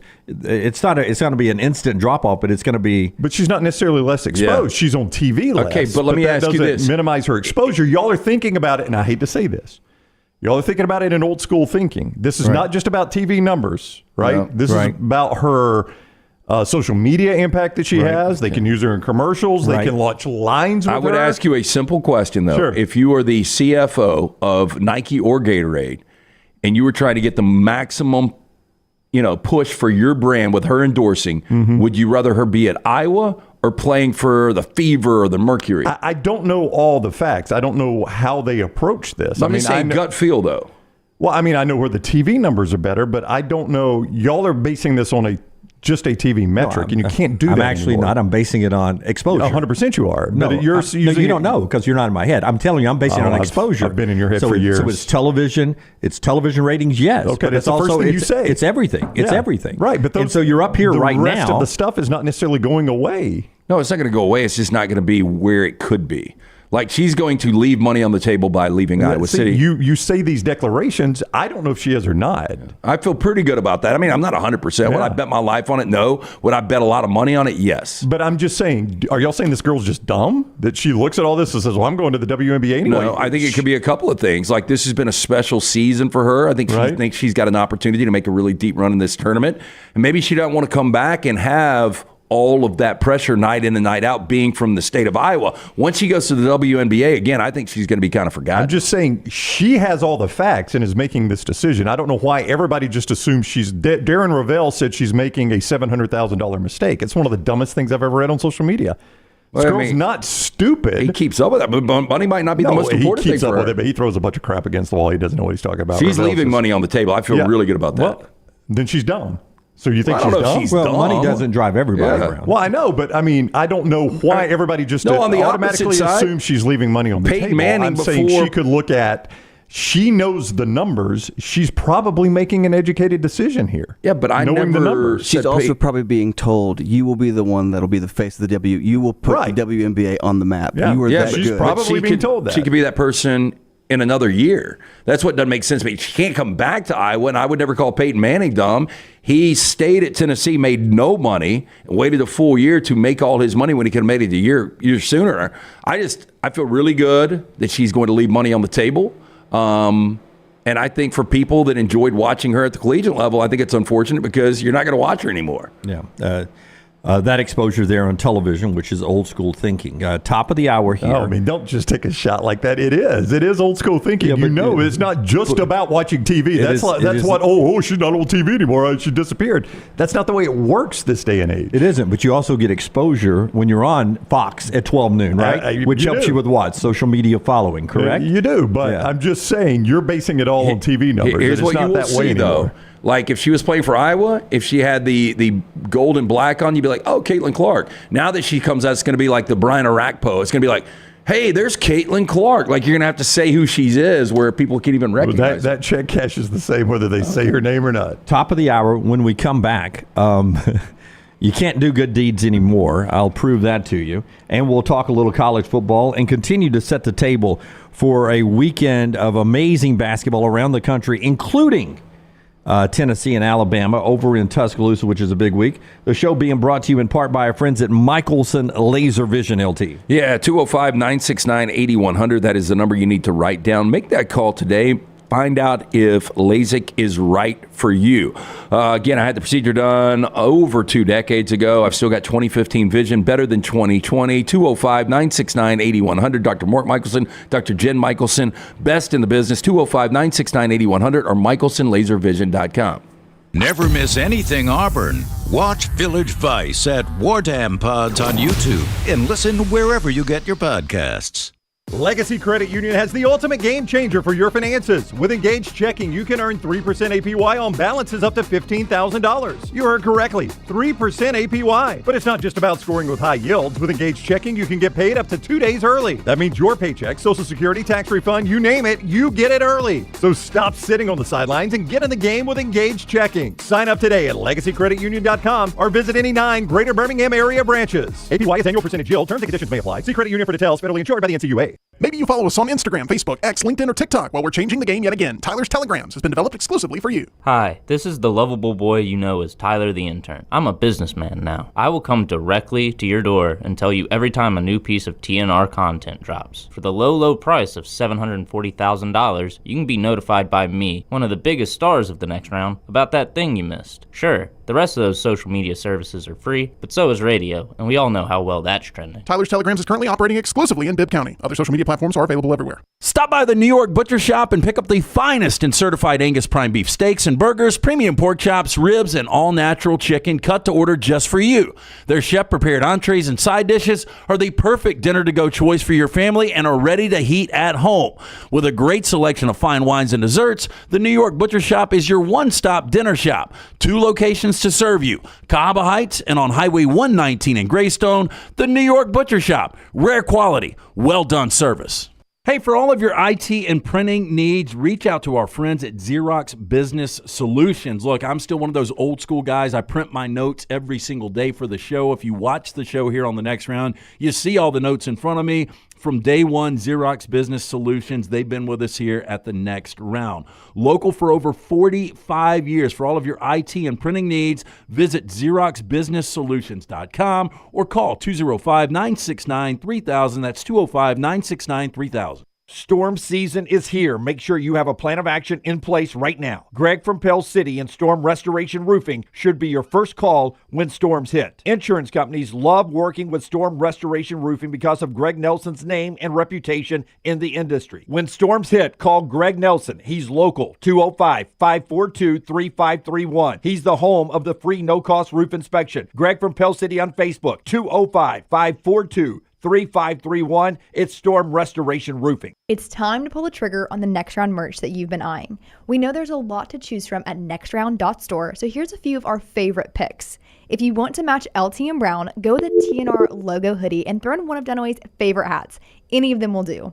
The Backroom's go-to is the classic logo t-shirt, while my personal favorite is the light blue TNR crew neck. All of these items can be found at nextround.store and are EG approved. Rest assured, your order will be packed with lots of love from us here at the Next Round. Head over to nextround.store to start filling up your cart. Jim Dunaway, Lance Taylor, Ryan Brown, and Rockstar. Live from the Birmingham Racecourse Casino Studios, the Next Round, presented by Bud Light, is on now. Todd Ferman in just a second. Breaking news from college football. Brownie will tell you about it. It's brought to you by New York Butcher Shop. Tell us the breaking news, Brownie. According to Ross Dellinger, Yahoo Sports, college rules leaders, the college leaders as he words it, but the people who make the rules, today are expected to adopt player-to-coach helmet communication systems, which were used in some of the bowl games, use of tablets on the sideline and at halftime, like the NFL does, and the one that surprises me a little bit this quick, a 2-minute warning. That's Yahoo Sports reporting that it looks like college leaders are going to approve the 2-minute warning. Yeah, which will bail out a lot of coaches who misuse a timeout every game. They will get one bailout timeout with 2 minutes left in the half and in the game. That update of breaking news brought to you by New York Butcher. New York Butcher Shop, great place to pick up for this weekend. I'm going to be heading there in the next few hours. Stop by the New York Butcher Shop, pick up the finest and certified Angus prime beef steaks, burgers, premium pork chops, ribs, all-natural chicken cut to order just for you. Their chef-prepared entrees, side dishes, perfect dinner-to-go choice for your family, ready to heat at home. New York Butcher Shop, one-stop dinner shop, 2 locations, Cahaba Heights, Highway 119 in Greystone. New York Butcher Shop, rare quality, well done, sir. And as we go to Furman, let me reword that. This is the recommendation to the Rules Committee. It does have to be voted on by the Rules Committee, so it wouldn't be official today, but I think generally that's a formality. Is they've got the group that recommends it, and then they do the formal vote. So that may just be a formality. Todd Ferman, BetTheBoardPodcast.com, is with us now on the JohnstonRVCenter.com hotline. What's up, Ferman? How are you? I'm doing well, gentlemen, and nothing like college football trying to mirror their professional counterparts, and it'll change how we go about handicapping totals, knowing that you'll get that extra stoppage at the end of the first half and, of course, in the second half as well. You know what's crazy, Ferman, is they change the clock rules on when to stop the clock and not to speed up games. Now they're adding an extra timeout, which is going to absolutely slow it back to the pace it was at last year before they changed the rules.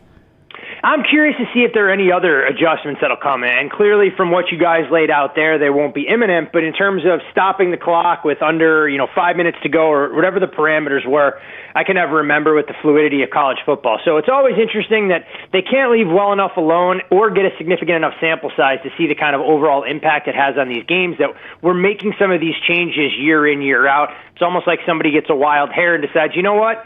Those 4.5-hour games we didn't want got shortened to 3.5, but we need to tack on another 15 minutes to get about 37 more TV timeouts into each TV window. Hey, before we get into some of the possible numbers in college basketball this weekend and also some odds for the college football playoff next year, wanted to ask you this on a personal level.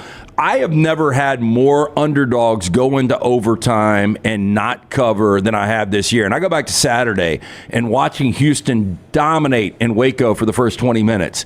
And then the complete flip opposite where Baylor comes back and dominates second half and they miss a free throw. And then Houston hits shot at the buzzer that was ultimately waved off. It goes to overtime and Houston covers. Have you been on some of those bad beats as well? Overtime is always where the underdog goes to die. Anytime you tack on an additional 5 minutes, it's typically not going to work out well for a team that's catching points, who has done everything they can in their power to keep a game tight over the course of the first 40 minutes. That game on Saturday was interesting because, as you mentioned, Houston dominates the first half. Baylor finds another gear in the second half to get into it, and then just runs out of steam, coming up a few points short in that particular contest. But I think it's like anything else. When you have a dog, the only thing that can happen in overtime is something negative, and typically you'll see variance end up playing a role in one capacity or another. So when you're talking about a team in that 3, 4, 5 point underdog range, you never want that game to go into the extra 5 minutes. You'd rather see it played on the seesaw and hope something ridiculous happens at the end of regulation to put that game to bed. Have you ever seen anything like the overtime record that Jerome Tang now has? They are 7-0 this year in overtime. He's 12-0 lifetime. It's incredible. Sometimes it's better to be lucky than good, and I know a lot of folks in and around the Kansas State program will say, well, he kind of coaches this mentality. That's a whole lot of garbage. The bottom line is you get a bounce here, you get a bounce there, but clearly this is working with a little bit of borrowed time, and somewhere along the way, it does go into a different mentality where his players feel comfortable in those kind of situations, but the record that they've been able to put together in Manhattan is unlike anything I've seen. So unfortunately, from a betting perspective, there's not a whole heck of a lot you can do with it. But it's been fun to watch, except if you're on the other side of those Kansas State games, knowing that once you go past 40 minutes, it's probably not going to work out real well for you. So Alabama loses by 20 in Knoxville. Here comes the flip-around game in Tuscaloosa tomorrow night in prime time, and basically for the regular season SEC championship, or at least control of your own destiny. How do you turn it around if you're Alabama? How do you see this game playing out? We see these games all the time in college basketball where one game on an opponent's home court, suddenly you get it back in your building and the number is significantly shorter than what you saw the first time around. And you mentioned what unfolded back on January 20th, a 20-point loss for the Crimson Tide, giving up 90-plus points in that contest. And I think when you look at the number and where it'll open tomorrow, you could see Alabama right around a pick'em, maybe in that -1 range. I would be surprised if the Vols actually opened as a favorite in this contest at Coleman Coliseum, but should be one hell of a game. Alabama, though, is going to have to put together a hell of a lot better 40 minutes than what we saw in Oxford. I know they came away with a 15-point win, but you don't want to dig yourself a 10-point hole even over the course of the first 10 minutes. So should be one great game. I don't see a huge edge to be found. If anything, I lean towards Alabama, given how prolific they've been offensively this season, especially at home. But Tennessee has been a bit of a revelation, in my opinion. You look at a team that has typically struggled with Rick Barnes to score in the half court, but Dalton Knecht has given them a little bit more on the offensive side. And the Vols come in fresh off of a narrow cover in their own right with that 92-84 win against Auburn, where they snuck outside the number with some of that late-game variance that college basketball bettors know all too well.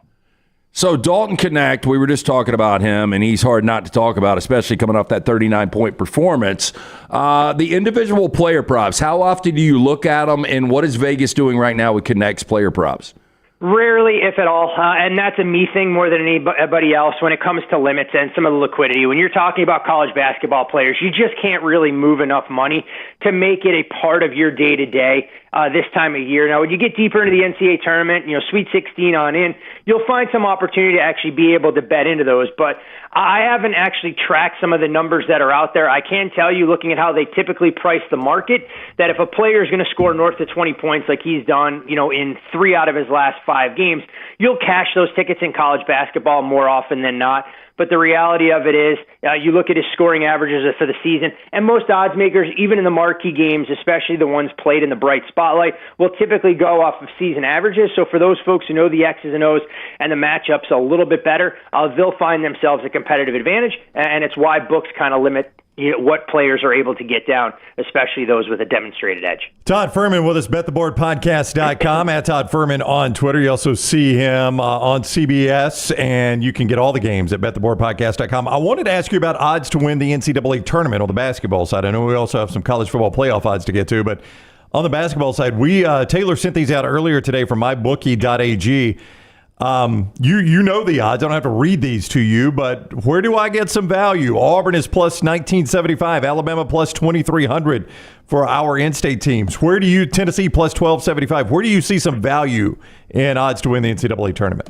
What's emerged as kind of the dominant storyline, at least over the last couple weeks, and probably not even that, I'll say the full season, is how much better it appears that, the Purdues, the UConns, and the Houstons may be than the rest of the field. So I think it's always important when you get this late in the season, unless you've seen a team with your own eyes or someone that's flying a little bit under the radar, that you don't really want to run and create a whole lot of unnecessary exposure and liability in the futures market until you know exactly what that road is going to look like to potentially get to the championship and cut down the nets, because one of these teams will find themselves on the same part of the draw. And if you believe that Houston, Purdue, and UConn are all a cut above everyone else in college basketball before we get to the Alabamas, the Tennessees, the volatility that has been Arizona, the up and down season that we've grown accustomed to seeing from North Carolina, that you may want to wait and try and find a more favorable path. So that's kind of my suggestion there, rather than trying to run and beat some of the odds makers before Selection Sunday that'll come up just a few short weeks from now. Well, my headphones were going in and out, so you said Marquette? Well,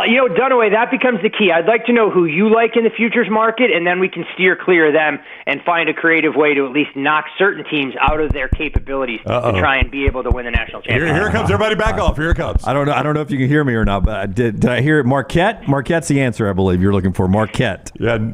I mean, given what Shaka Smart has done in the NCAA tournament, clearly you have a lot more confidence in him than what I do. Everyone remembers that improbable run at VCU. It hasn't exactly been a deep run in March under Shaka's leadership at some of his other spots along the way. How many times have you watched Marquette this year? Yeah, so Marquette is the answer. How many times have you watched him? Oh, I've broken down their game tape. Does even know where Marquette is located? That's the bigger question again. Marquette is in the Upper Peninsula of Wisconsin. Yes, it's in Milwaukee. I know Marquette. Yeah, okay. I just want to double check that you know where in Wisconsin it's located, because we go through this all the time. It becomes a valuable geography lesson doing this segment on Friday, and college basketball offers a lot more opportunity for us to place 300-plus schools than what we get with college football, where I have the utmost confidence that you know where most of the 130-plus Division I teams are located. Just listen, you come back with all this piss and vinegar when you have more rum in your blood than you have white blood cells right now. You come back from your vacation, sand your toes in the sand and all that. Auburn's at home after what I thought was a gutsy effort in Knoxville, a game really the last 12 minutes they let get away. They should have won the basketball game. Now a tricky, tough game to come down from the game at Knoxville at home against Mississippi State. What do you think of this game? And a revenge spot for them as well, having lost in Starkville 64-58 in late January as well. You're looking at Auburn right around that double-digit threshold. I expect them to open in that 8.5 range for the trip against the Bulldogs. Meanwhile, Mississippi State, a team on the other side, I mean, they put together one of their more complete efforts, just didn't have enough to get over the hump late against Kentucky. Their defense kind of let them down over the final quarter of the game, giving up 33 points during that particular stretch. And you look at this Mississippi State team. We know, that they have a couple of guys that can fill it up, but not a ton of depth. I think this is a get-right game for Auburn. So if they're able to get out early against Mississippi State, wouldn't shock me at all if the Bulldogs were still feeling a little bit of that letdown factor that could very much be in play. And I think Auburn can win this game going away. Ferman, the other day, it was Wednesday, we were talking about odds in college football to make the 12-team playoff.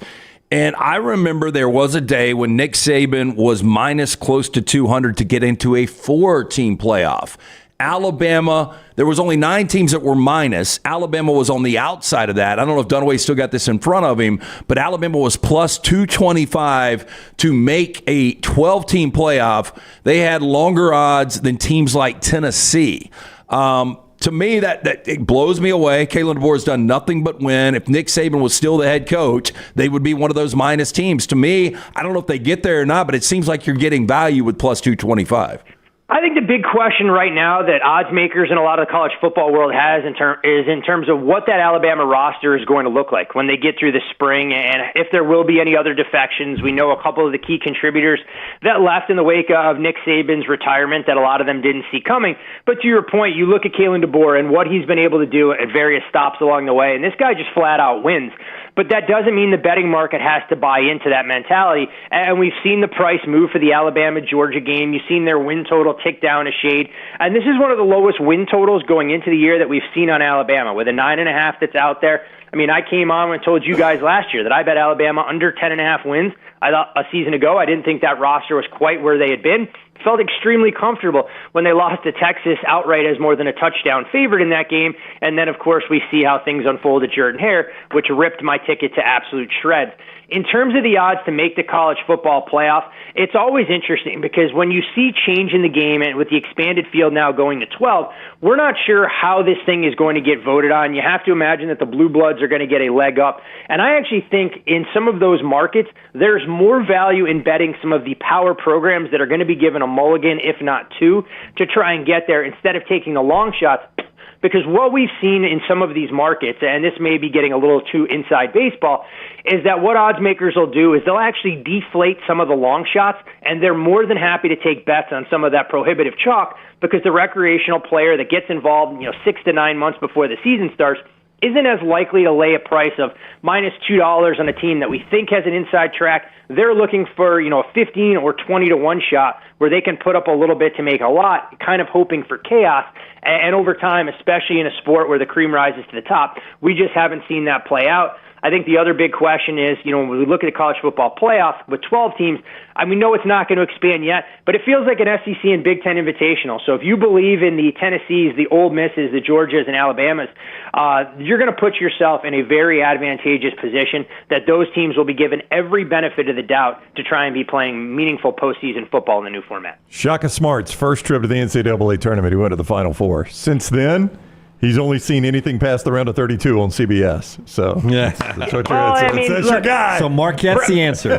Brownie Dunaway doesn't let details get in the way of a good narrative and a yarn that he's trying to weave. The only coach that makes Shaka Smart's NCAA tournament resume look pretty good would be Rick Barnes. So There you go. Those are two that share a common denominator in terms of their postseason futility along the way. Matt Painter ain't great. True. That's a very good point. Yep. But, everyone believes in the Purdue mirroring Virginia narrative. He loses to a 16 seed and then do the unthinkable, come back to win a national championship. But until proven otherwise, I'm with you guys. I can't buy into running an offense in the modern era of college basketball going through a big man, knowing that if you get cold from the outside, Purdue could find themselves on the outside looking in. All right, he is Todd Ferman, bettheboardpodcast.com, bettheboardpodcast.com, at Todd Ferman on Twitter. Oh, before you go, Ferman, you follow crypto. Dunaway's a crypto magnate around here. Bitcoin, will it break the ceiling, you think? The way things are going right now, and you look at the ETF inflows that we've seen, the more and more brokerages that get involved in this, the Morgan Stanleys, the Fidelities, I know Vanguard has been one of the main holdouts there. Anytime you start to see the retail contingent get involved, it's always a good sign. But one interesting note, reading an article yesterday, keep tabs on where Coinbase is as a good litmus test in terms of the app download. Once it starts to move into the top 5, then we know we've reached a retail saturation point, and that probably indicates where the recent run-up in ceiling may come in, over the next 7 to 10 days. Yeah, and I think tax refund season affects it too, right? A lot of people get their tax refunds and make splurges in the crypto market when there's big stories like this.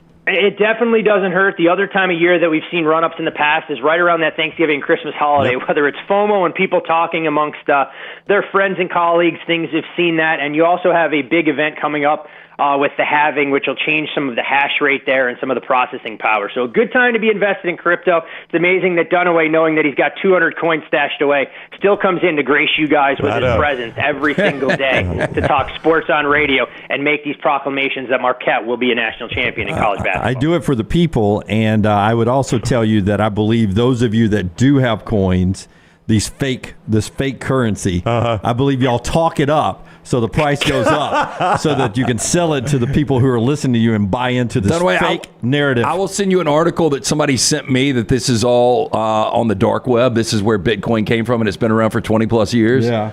But it doesn't exist, right? Oh, it exists. Can I put it in my pocket? Nefarious. Can I use it to mark my ball? Can I put a Bitcoin down and mark my ball so I don't get in somebody's way on the putting green? No, you cannot. You cannot. This silence tells you. So you say it's nefarious on the dark web? That's what the deal is? I mean, it's the article somebody sent me. I don't know how legitimate it is. All right. Well, when me and Ferman are, we're living at the beach and y'all are still working. Just let us come down 1 week in a year. Ferman, will you let them visit after what they've said about you here? I'm not sure. Brownie, when we get houses next to each other down there in Destin, we can make them come during the wintertime so they can't reap the benefits of the best weather of the year. Right. We'll give you the bad months. All right, Ferman, have a good weekend. Thank you. Always a pleasure, guys. Enjoy the great game in Tuscaloosa tomorrow night. All right, buddy. Take care. Ferman with us on the JohnstonRVCenter.com hotline. Don't forget right now, Johnston RV Center. You could buy, I bet you Nick would sell you one on Bitcoin. Dunaway, if you want to go up there and buy you an RV. I bet he would not. I'll ask Nick, would he accept Bitcoin for an I'm going to say Nick will not. Okay. Johnston RV Center, I-65 exit 304 in Coleman, 334 in Decatur. Only one way to find out. You go visit them and say, Nick, will you take some Bitcoin for this RV? They got great prices right now just coming off those shows. They did so well at the shows, and a lot of people have been out there to look at the shows, so the pricing is still really, really good, even though we're out of show month. It's always going to be good there at Johnston RV Center. Don't forget RV warranty forever. Everything you buy that is new or under 1 year used at Johnston RV, they cover it with a lifetime warranty. New or under 2 years used at Johnston RV, covered by a lifetime warranty. Where else do you get that? I-65, exit 304 in Coleman, 334 in Decatur. Always online, johnstonrvcenter.com. LT's getting ready to I was just saying, have you ever been on the dark web? Do you know anybody that's been on the dark web? I don't know how to get to the dark web. I don't know. You don't want to get there. Is it an app? No. I would think that Tyler or Lunsford knows how to do this. So Maddie was in software security. So in school, they studied part of the dark web, so they had to go on there. Okay.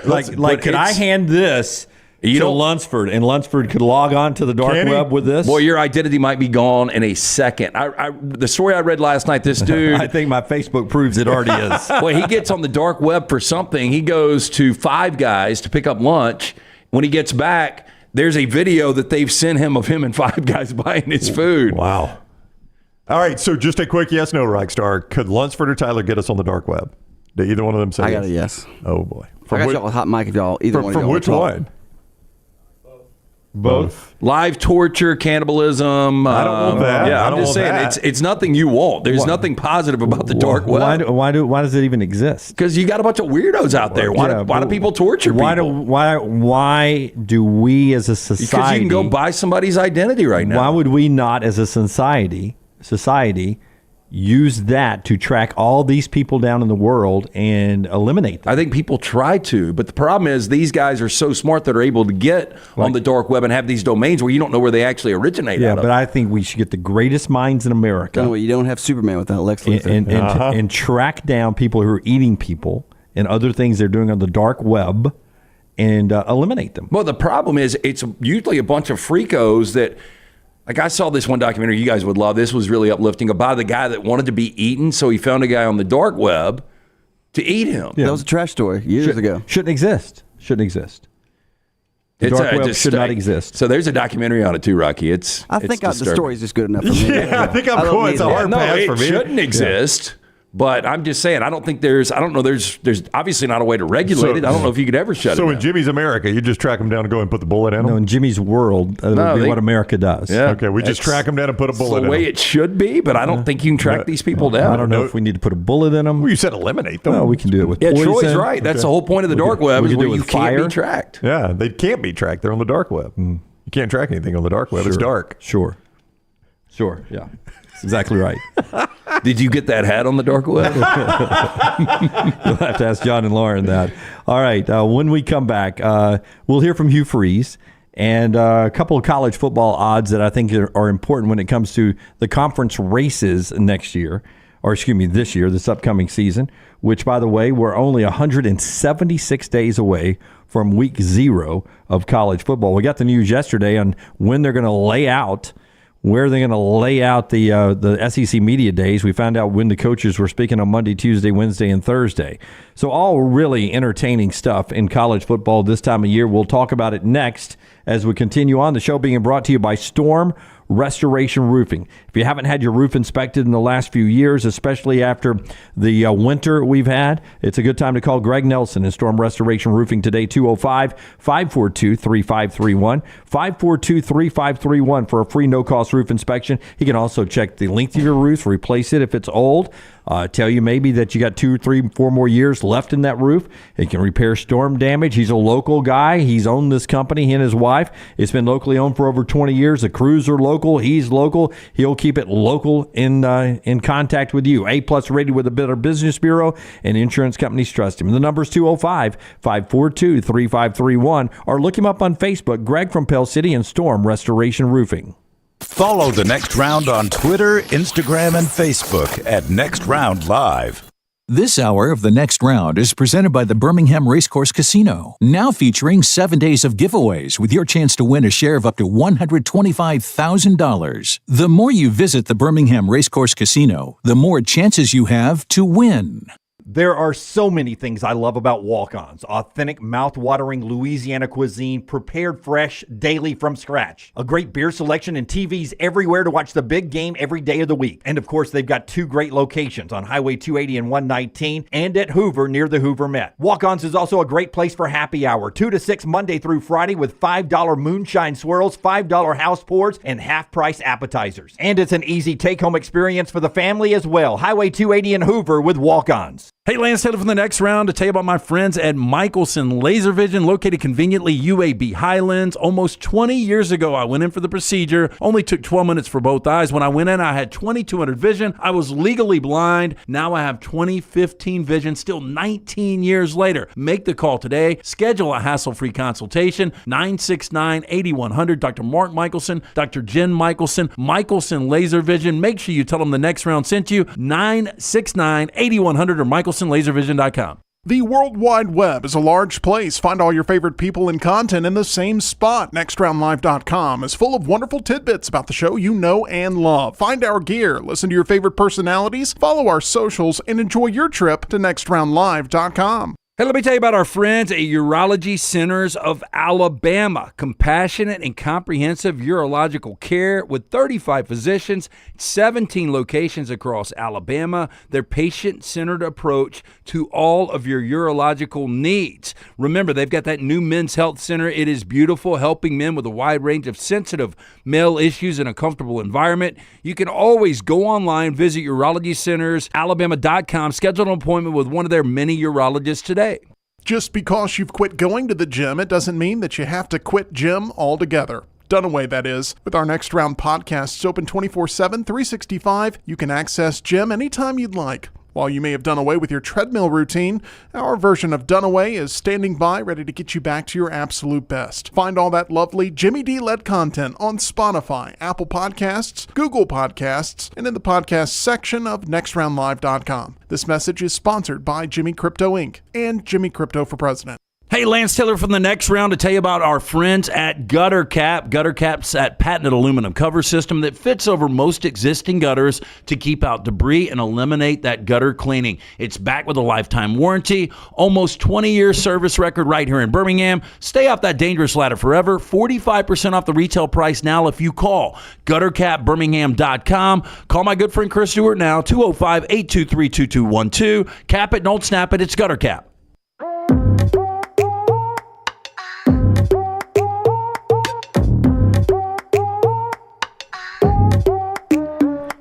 Back with you on the next round as we continue on getting ready for the big weekend in basketball. College game day tomorrow morning in Tuscaloosa. Taylor will be there on our social media platforms covering that for us at Next Round Live. And then her and I both will be at the game tomorrow night covering that pre- and post-game. So all-day coverage from Tuscaloosa on at Next Round Live if you'd like to follow us there tomorrow. LT and I actually starting the day with the fine folks at the chili cook-off tomorrow. Did I just remind you? No. I've got it on the counter. I've got the packet that Robbie and the guys dropped off to us earlier this week. I'm looking forward to that. I was telling Jack yesterday, Jack might come down there with me. I haven't done this in 7 years. Like the last time was legitimately 2017. And I think Rocky was coming off the night before because I saw some friends out there. They had gone to see the Queen Black Jacket Symphony. And I can't believe that was all the way back in 2017. They had seen you in Talladega. Oh, yeah, we did two nights in Talladega. Yeah. Yeah.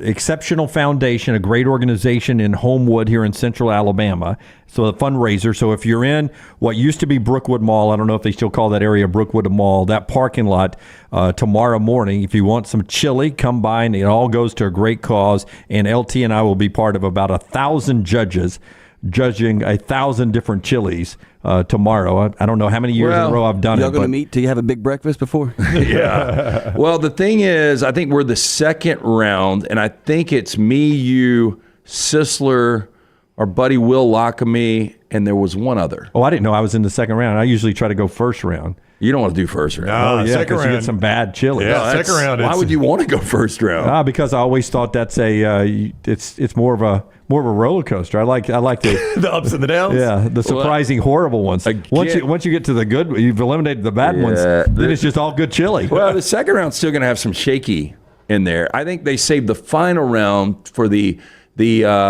actual people that know something? Yeah, I mean, people that are actually in the industry. I know our friend Will Haver from Taco Mama and Odie's fame. He's been one of the final judges before. They want that more refined palate. They'll just throw us out there, give us a beer, wash it down, we're good to go. You know, truthfully, why I've never wanted to do the second round? Why? Is because the canister of the first round chilies are passed to the second round and then passed to the final. Somebody's already eaten out of it? Yeah, it is. Hey, there's no way. I think it is. Well, maybe because nobody goes for, like, you take one spoon. There's a million of those little spoons. You throw the spoon away, so nobody's going to double dip. Yeah, you assume. Wow. Have you, since you've done it, have you gone, damn, that was good. Let me get another bite of that. I do get extra bites, but I get a new spoon, usually. But I think somebody has forgotten before. One year they ran out of spoons, I think, if I remember. Oh, there's no way. Yeah, I'm just saying. That'd be like Jimmy John's running out of bread. When's that ever happen? Part of the show being brought to you by our friends at Redmond Vodka, Redmond Distilling. A great product to pick up this weekend. Let's say that great you with chili. Have a couple of cocktails tonight to unwind after the long work week. Maybe tomorrow morning when you get up before the chili cook-off, maybe you want to have a little Bloody Mary, a little mimosa where you throw that extra shot of Redmond vodka on the top. You can pick it up right now, local package in ABC stores, including Beverage Place pink package. It's 8 times distilled. It's gluten-free. It's a local product. Pick it up today. Ask for it by name. It's Redmond vodka. Emily Grace McWhorter down in Auburn yesterday as the Auburn coaches and players begin to talk as their spring drills continue on. Here's Hugh Freeze getting asked yesterday about how his program is different right now than it was 1 year ago. Here's Hugh. What's the biggest difference you've seen from a program standpoint from day one of spring last year? Not on the necessarily on the field, but just overall 1 year in heading into spring number 2. Accountability, no question to the little things. It seemed that we were just way too casual about our approach and a lot of things to me, and that's not an indication on. That's an indication on staff, players, all of us, and I think the kids sensed it. I think we sensed it, and that's in our meetings in January. We said we can't take that approach. So I think that's the biggest difference I've seen thus far is just there's a different energy too that comes with that, and to know there's no compromise. We hold each other accountable, and if you're one of the ones being held accountable and you don't like it, that's part of life. And because we agreed that this was the standard, and so I think that's the biggest difference I see. Lasting impressions are real. If I asked you guys, this thing could have flipped so easily. They go 6-7 in his first year, 3 consecutive losses to end the year. More than not, if you played New Mexico State, and I know New Mexico State, the Aggies won that game going away, but if you played that game over with Auburn 100% focus, they probably win that game. They've just got better athletes. It's in Jordan Hare. 99 out of 100. Yeah, if the crowd would have known, they would have gotten behind it. 4th and 23 beats you. 4th and 31. Yeah, 4th and 31 beats you. Then you lose a bowl game where if you would have won both those games, if you go in with 100% focus, you probably beat Maryland. And how different is the perception if you were 9-4 coming off year one and beating in-state Alabama for Auburn? No, it's totally different. You're right. He's probably not saying things like, we were too casual last year. 9-4. I think they're a dark horse contender like Missouri. Yeah, and 9-4, you've beaten Alabama, and whoa. Dark horse contender like Missouri.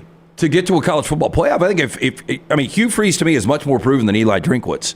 And Auburn is a much more proven product traditionally over the years than Missouri. Okay. I'm saying if they would have won 9 games with Missouri winning 10 games, I think it would be the same thing. Missouri will start the year out when the first AP poll comes out in August, somewhere between 12 and 16. Yeah, I would say in the top 15. I was going to say 10 to 15, but okay. Yeah, that's 12 to 16 is where I think they'll be because they're still Missouri and they don't have the street cred. I mean, LSU may be ahead of them just because of street cred. If Auburn was coming off a 9-4, I would not be surprised. Oh, if Auburn was 9-4, yeah. No doubt. But and maybe that's good that they're not. I don't know. Peyton Thorne's their quarterback. Here's Hugh on if it's Peyton's job to lose. Well, every spot is wide open in my mind right now. Now, let me be clear. I think Peyton has done an incredible job since January of taking a leadership role and setting the standard. Do I think it's his to lose? Yes. But he's got to go earn it every day. And we're not in a position where we can just say that it's given to somebody. He's got to, we're changing our whole verbiage, our whole system back to what I'm comfortable with. And I need to see who has the best grasp on that. I don't understand that, by the way. What? We're changing our whole verbiage and our whole system back to what I'm comfortable with. How the hell did you not do that the first year? This first year is very puzzling to me with Hugh Freeze. I think the Auburn fans that wanted him, and he was far from a popular hire.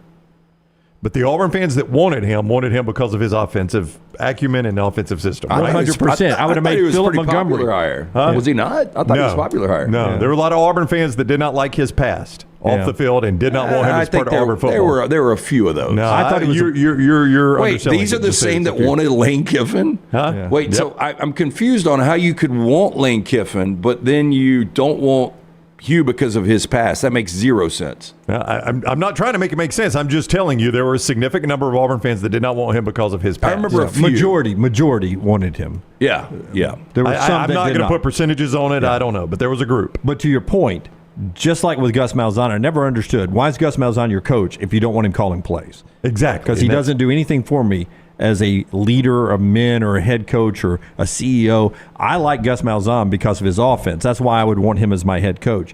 I like Hugh Freeze because of his offense. And listen, I understand that he had to recruit or he had to rebuild the program or maybe he didn't want to call plays. But my goodness, it better be my offense, my verbiage, and Philip Montgomery learns my verbiage and my offense, and then you go call my offense. I don't want to be in year 2 putting my verbiage and my offense in finally when we should have done that in year 1, which was a transition year anyway. It feels like a deflection to me. Does it not you? It does. It feels like I'm not going to wear last year. I'm going to put that blame on something else. This year's going to be different. I don't know why you needed deflection. There wasn't a lot of expectation. You don't, but he's done it numerous times. Yeah, the problem's going to be if you have another 6-win or 7-win season and Peyton Thorne plays like he did last year. If I'm an Auburn fan, I'm like, why in the hell is he still the quarterback? Now, again, maybe he's seeing something we aren't seeing with Peyton Thorne, and he has a magical season. Well, you can be a better quarterback when you got better people around you. Oh, there's no doubt about it. His receivers are going to be better. But the offensive line, you hope, is better. The running backs prove themselves, blah, blah, blah, blah. You think that you can be better at quarterback if everyone else is better. I don't deny that. That's pretty obvious. But what I would say, though, is you could have gone out and gotten much better quarterbacks than Peyton Thorne. I would think so. I mean, Miami was able to get one. Notre Dame was able to get one. Auburn should be right there, at least in the bidding war for those. And from what I heard, and you guys probably heard the same thing, is Hugh Freeze didn't want to go out and bid for one of these quarterbacks. He was content with Peyton Thorne. So my point is, if Peyton Thorne, with better weapons around him, is still the same Peyton Thorne that I've seen for years, that's going to be on Hugh Freeze.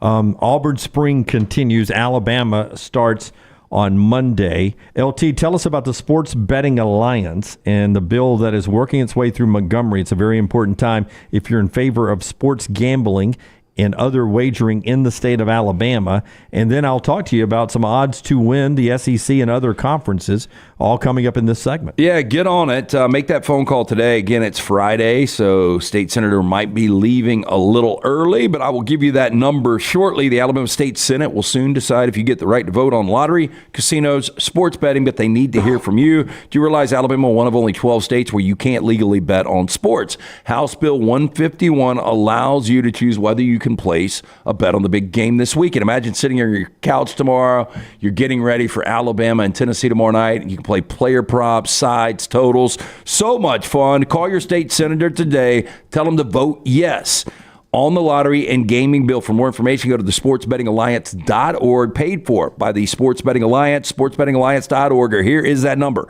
334-261-0800. That's 334-261-0800. Call them today. Brown mentioned the FanDuel odds to win the SEC earlier this week, with Ole Miss ahead of Alabama with better odds to win the SEC championship than Alabama was. How many teams do you think are ahead of Auburn in the odds to win the SEC championship? If there were three, Georgia, Texas, and Ole Miss ahead of Alabama, how many do you think are ahead of Auburn in betting odds from FanDuel to win the SEC championship? I would say Alabama, obviously, as we know that. That's 4. I would say Tennessee is. That makes 5.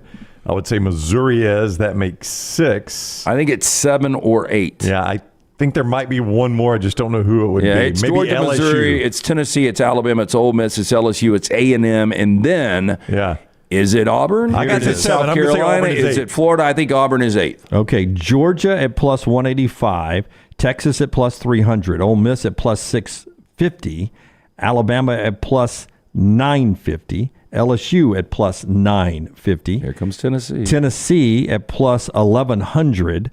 Missouri at plus 1,500. A&M? Texas A&M at plus 2,000. Oklahoma at plus 4,000. Yeah, I forgot about Oklahoma. And Auburn at plus 5,000. So that's 1, 2, 3, 4, 5, 6, 7, 8, 9 teams. Yeah, but I would have, I don't know about you guys, I feel like I would have all of those teams in front of Auburn. And so if you think Auburn can, in year 2, roll a special season plus 5,000 at FanDuel. I found the other conferences very interesting as well. ACC favorites. I mean, Clemson and Florida State. Yeah, Florida State's going to be top, Clemson second, right? Tied, actually, at plus 280 as of this morning. Miami third at plus 450. Louisville at plus 470, my sneaky playoff contender, especially if they had 2 bids. And so then Marquette and hoops and Louisville and football, right? Everybody else is plus 1,000. To win the conference in the Big Ten, no surprise, it's Ohio State plus 155. Who's second? That would be Oregon. I would go Oregon. Yeah. Oregon. Oregon is plus 250. I'm more interested. Pretty close, by the way. Third. 150 plus 250. That's very darn close. Third is going to be Michigan. I think it is Michigan because of street cred, plus 400. Then it's going to be, believe it or not, Washington. Nope. Or Penn State. Penn State, then Washington, 600. then USC. Washington is over plus 1,000. USC is plus 2,300. Yeah. It was 25-1 a couple of days ago, and to me, you're getting value there. So that means 23-1, correct? Yeah. Okay. Yeah. I think you're getting some value. I don't know what to expect. You're losing one of the greatest quarterbacks in the history of that program. But this is a pivotal year for a guy that traditionally wins 10-plus games every single year. If you think the SEC is pretty wild that you have 5 teams under plus 1,000, under 10-1 to win the conference championship, it's even wilder in the Big 12. They too have 5 to win it, but you don't have a plus 185 to win it at all. It's a plus 340 for Utah, a plus 360 for Kansas State, a plus 650 for Kansas, a plus 750 for Arizona, and a plus 850 for Texas Tech. UCF is more than plus 1,000. Yeah, I do think it's going to be one of those top 3 teams, though. One of those top 3. I think it will be Utah, Kansas State, or Kansas. All that from FanDuel. How amazing would that be if Kansas gets in a college football playoff the first year of expansion? And remember, all this talk about a 14-team playoff and 3 automatic bids here, 2 automatic bids, that's only 2026 and beyond if that passes. This year is everyone was excited about, the 12-team playoff, which is the least talked about playoff scenario in the history of man now. It's the 12-team playoff this year where top 4 conference champions and a group of 5 conference champion and then 7 wild cards will end up being what the playoff is of the highest ranked teams. That's all still to come. So at least one representative from the ACC and the Big 12 this year, at least one from the SEC and the Big 10, but we expect a ton more in the wild card or the bonus teams there.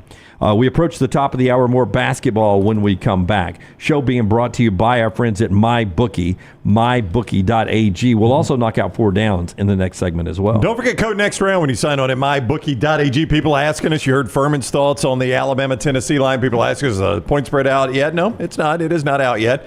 But mybookie.ag, once it comes out, you can play it right there. You can use code next round when you sign on, and you get that sign-on bonus. You win once with it. It is yours and yours forever there from mybookie.ag. It's not one of those you got to win 5, 6, 7, 8, 9, 10 times.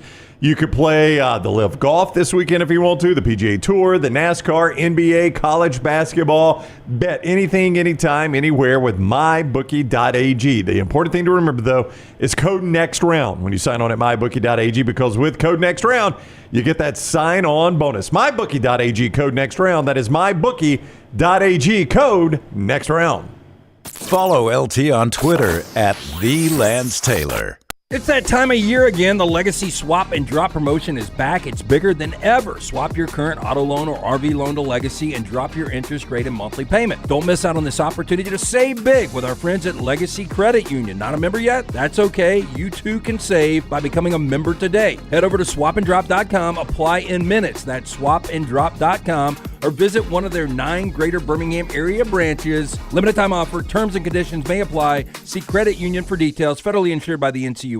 Storm season is here. Make sure you have a plan of action in place right now. Greg from Pell City and Storm Restoration Roofing should be your first call when storms hit. Insurance companies love working with Storm Restoration Roofing because of Greg Nelson's name and reputation in the industry. When storms hit, call Greg Nelson. He's local, 205-542-3531. He's the home of the free no-cost roof inspection. Greg from Pell City on Facebook, 205-542-3531. It's Storm Restoration Roofing. You never know what we're up to here at the Next Round. The easiest way to stay in the know with our antics and adventures is to follow the Next Round across all social media platforms at Next Round Live on Facebook, Twitter, Instagram, and TikTok. Whether it's Dunaway sleeping in the studio, Tim and Lunsford breaking down the latest movie release, or Game Day Chronicles, we are here to keep you updated on the latest sports news while, of course, having just a little bit of fun. Follow at Next Round Live across all platforms to join in. Tournament time is almost here, but any time is a great time to jump on with mybookie.ag. When you sign up at mybookie.ag, use code NEXTROUND for a special sign-on bonus. You can use that bonus right away. Win once with it, it is yours and yours forever. Not like some of the sites that make you win 5, 6, 7, 8, 9, 10 times before you keep the bonus. You win once at mybookie.ag, it is yours forever. Basketball tournaments, NBA, the start of Major League Baseball, NASCAR, and golf. Bet anything, anytime, anywhere. mybookie.ag, code NEXTROUND. Did you know that colon cancer is the second leading cause of cancer deaths in America and that it affects men and women equally? If you're older than 45, Rump Shaker encourages you to talk to your doctor about screening options that are available. Colon cancer is preventable, treatable, and beatable, but early detection is the key. For more information, please visit us. Go to rumpshakerinc.org. Also, 6th Annual Rump Shaker 5K coming up Saturday, March 23rd at Regents Field. You can register online, rumpshakerinc.org. Stop by the New York Butcher Shop and pick up the finest in certified Angus prime beef steaks and burgers, premium pork chops, ribs, and all-natural chicken cut to order just for you. Their chef-prepared entrees and side dishes are the perfect dinner-to-go choice for your family and are ready to heat at home. With a great selection of fine wines and desserts, the New York Butcher Shop is your one-stop dinner shop. 2 locations to serve you, Cahaba Heights and on Highway 119 in Greystone. The New York Butcher Shop, rare quality, well-done service. Hang out with the next round on the go. Whether you're driving to work, running errands, sitting on the beach, or you just need a break from the real world, we can keep you company. Check out the next round, Mystery Fifth Hour, and our other shows on your favorite podcast app. We'll meet you there.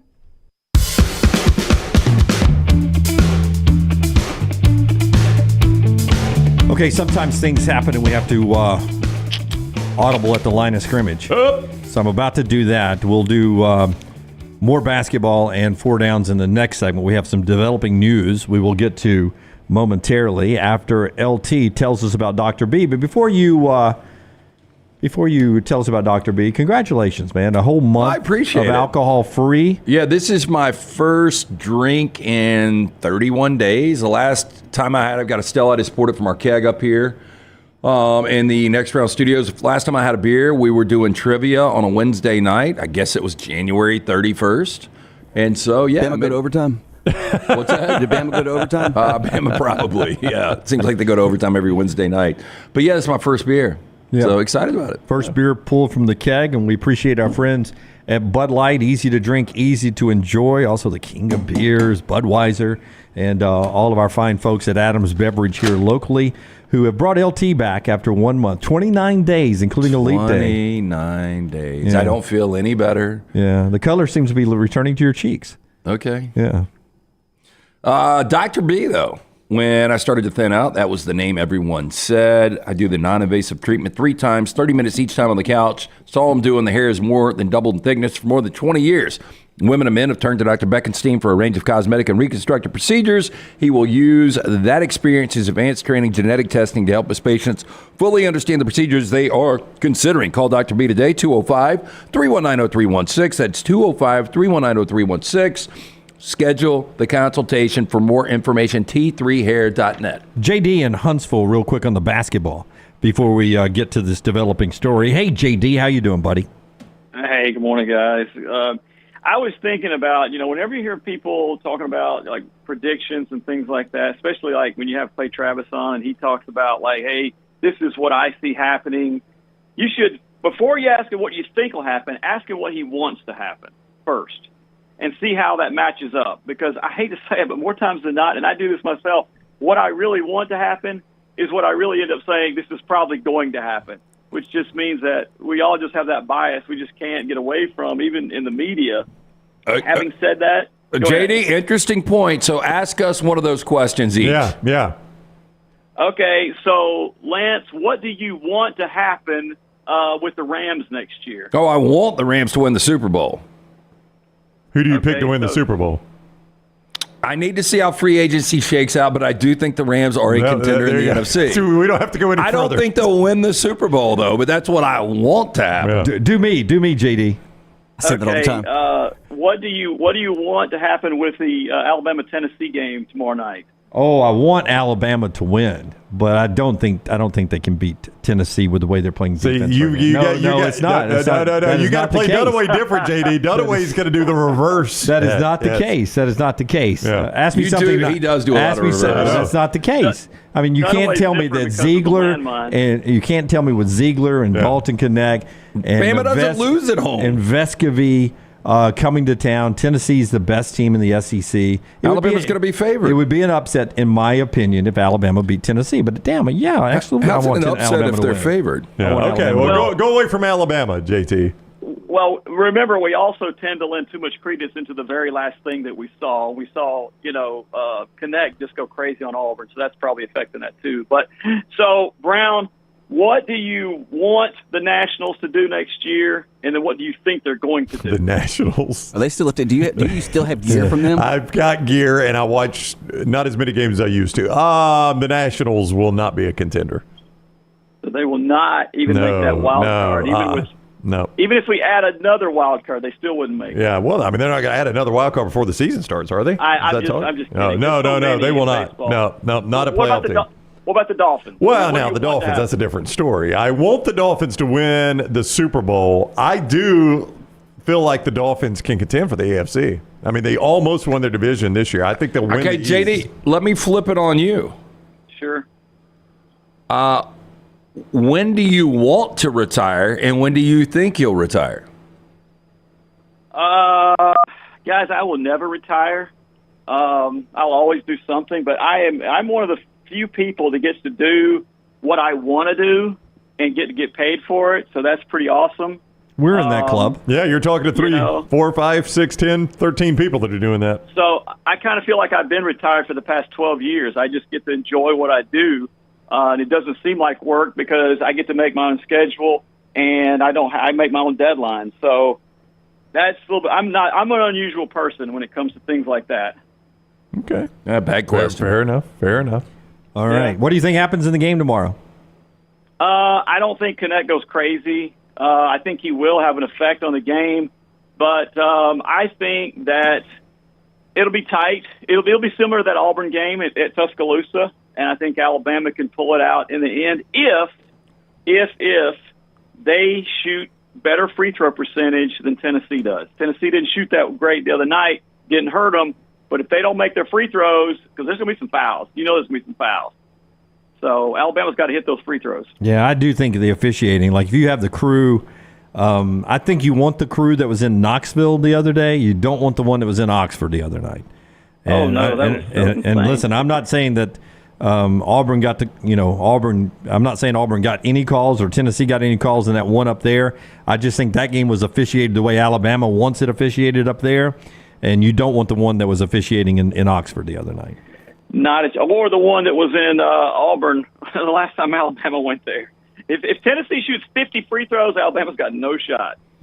Yeah, both shoot free throws well. Yep. Thank you, JD. JD, thank you, man. Okay, here's the developing news from Kalen DeBoer, who we spent time with earlier this week. We got contract details. Michael, can we take a guess? A very small contract detail. Michael Casagrande, I'm going to let you guess. Michael Casagrande has waited now that the month of February is over. Yeah, that was important. We learned some details about this the other Public day. record laws now allow you to see what Kalen DeBoer was paid this month. You multiply that by 12, and you have roughly what he is going to make as Alabama's head coach. So Casagrande today now has made the request. He's gotten what on the salary records. I don't even think you have to make a request. You just go online. On the salary records, what Alabama has paid Kalen DeBoer in the month of February. So we now know what he'll make at Alabama. What would you guess? I would say $800,000. No, a little bit less. Well, what would you guess total for the year? Oh, total for the year, I think he's going to be making $8.5. I think he's going to make $10 million a year. As a reminder, he was paid $4.2 million last year at Washington. Now, all the reports were he had a extension for at least double on his desk the day he signed with Alabama. And $8.5 would be double. I'm going to hold at $10 million. I'll go to $8.5. This month, he was paid $834,978 in the month of February. So he's on pace for $10 million. So he's going to be a $10 million coach at Alabama. Yep. I'm not entirely surprised by that. Again, we often talk about the important thing is your not just what the coach makes, but also your assistant pool. Can you imagine being able to pay cash for a house in 1 month's salary? I really could. And the funny thing is we were talking to him, about, have you found a place to live yet? No, I hadn't even looked. Yeah, I've looked at a couple houses. Yeah. Well, his wife's looked at a couple houses. He hadn't looked at anything. By the way, my wife just texted me. We made a ton of money when we sold our house when we started this, more than what it was worth when we bought it. Mm-hmm. And she just now texted me and said that our house, the one you sold, the one I sold, is now valued at $70,000 more dollars than what I got for it when I sold it 2.5 years ago. House prices are nuts. I mean, I bought mine in 2015. It's more than doubled in value. Yeah. Wow. Which would have mean it's nuts. Which would have mean from what I paid for it when I first got that house, which is now 14 years ago, that means it has gone up $230,000 in value. It's crazy. That's almost double the price. I mean, $10 million for Kalen DeBoer. I mean, I've always said, like, at some point, some of these schools live in a neighborhood where you just have to have. Let's get a FaceTime. Who FaceTimes at 10:57 in the morning from somebody we know? Yeah, it's one of our clients. Yeah. At a certain point, you live in a neighborhood where you need to have the same house as everybody else, right? And I just think if you're Alabama, you pay your coach $10 million. If you're paying it below market value, you're saying, I feel like I've hired the wrong coach. Look, and I mean, what were the chances? I mean, he still could have left Washington for the same amount, but if you're getting offered 8.5 at Washington, why would you lose why would you leave if you're only getting 8.5 to Alabama? That's right. You're having to hire a guy and some of his coaches away from a place where they had just played for the national championship. Yeah. There's a reason why you uproot and go there. I was amazed if you were not keeping up.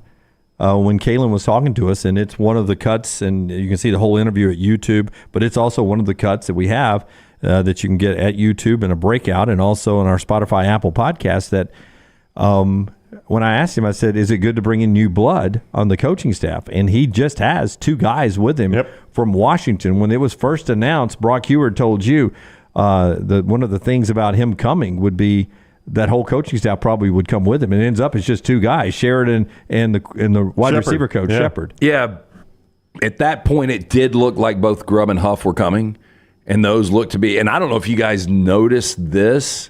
Was it Sheridan or Kalen that made a offensive line reference? It was Kalen DeBoer. DeBoer. Like how important that is. Yeah.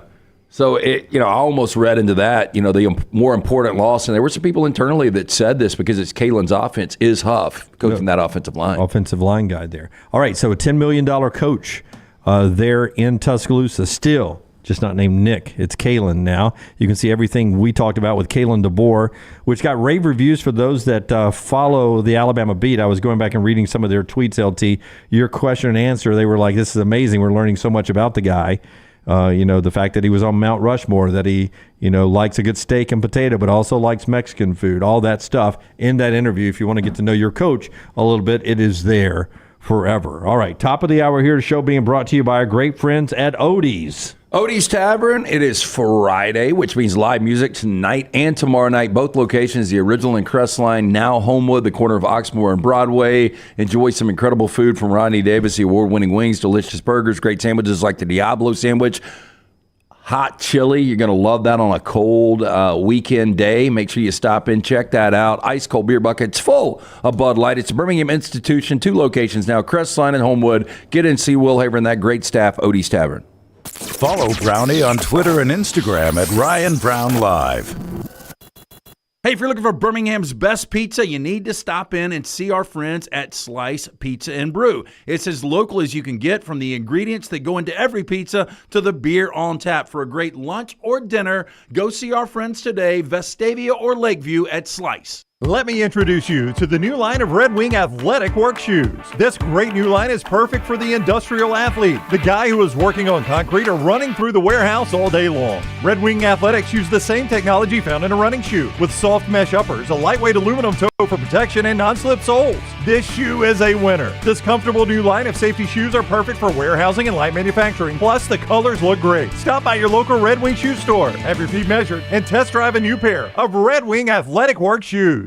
Fire damage to your home or business is something you never want to consider. Ryan Brown here from The Next Round. But in the horrible event it happens, Dry Tech is here to help. They respond quickly and will reply to you within 20 minutes when you call 205-637-0143. They're working for you, the customer, not the insurance company. They've got 5 crews ready to go 24/7. Don't call the insurance company first. Call Dry Tech. Just remember this website, mydrytech.com.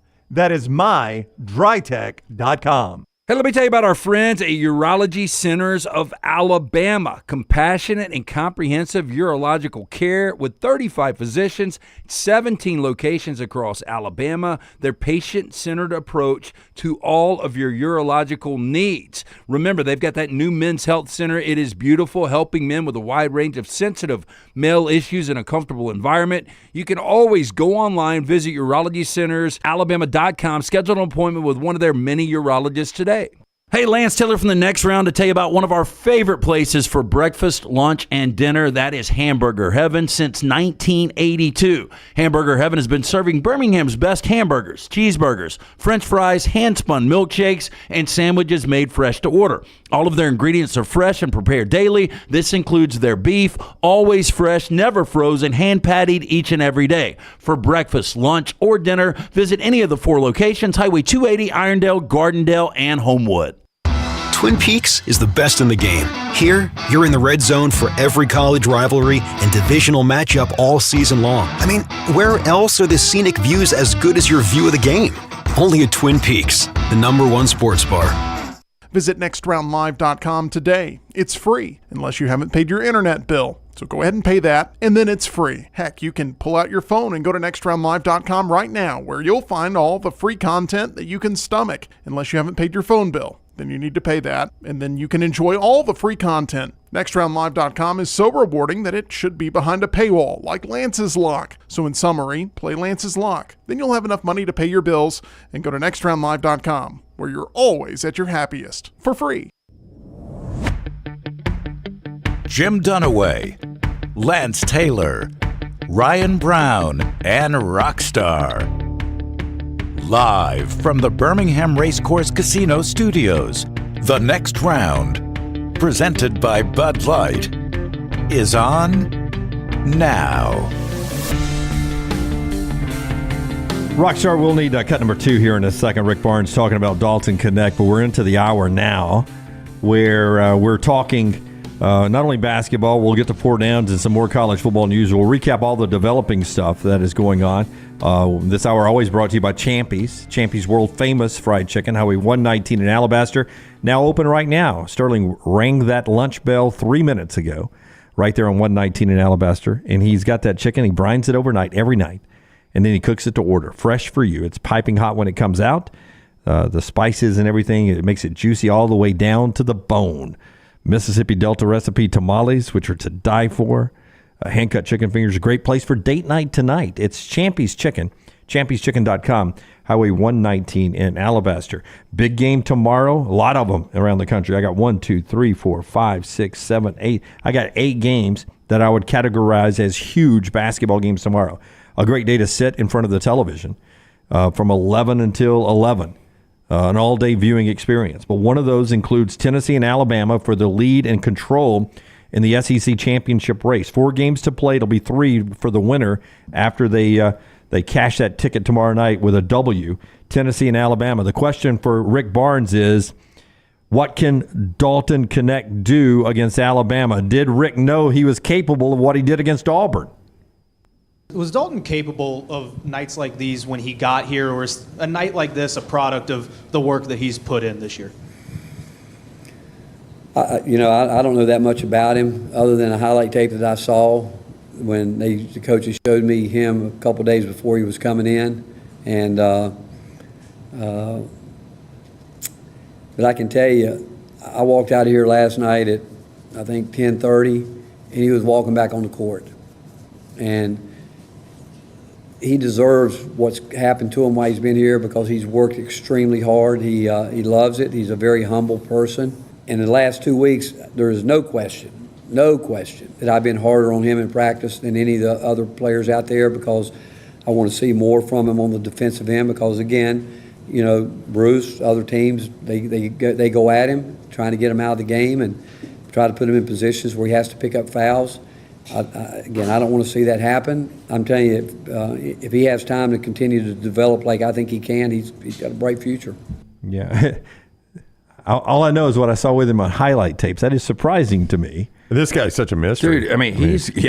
I think that's what you get in the portal. Like, I've never watched anybody in the Big Sky before, and that's the assistant that brings it, and it ultimately, pans out. But what that tells me is that in all these camps that these guys go to in the springtime, in the summertime, all these travel basketball and these super teams, the Nike camps and all that Dalton Connect never jumped off the board for any of these guys. Yeah, I would say, at 6'6" now, and he looks a good 6'6", I'm going to say he's one of those guys that graduated high school at like 6'3", and was probably just playing the 2. Yep. And was still developing a shot, and now his game really he's got the body now. He's grown 3 inches. I'm just guessing. Yeah, probably got in better weight training and stuff, and picked up maybe a step to the basket or something as well. But he's gone 30+ 6 times this year, which is a ton of points in a 40-minute game. And it's not against nobodies. His first 30-point outing was 37 against Carolina. Just listen to these.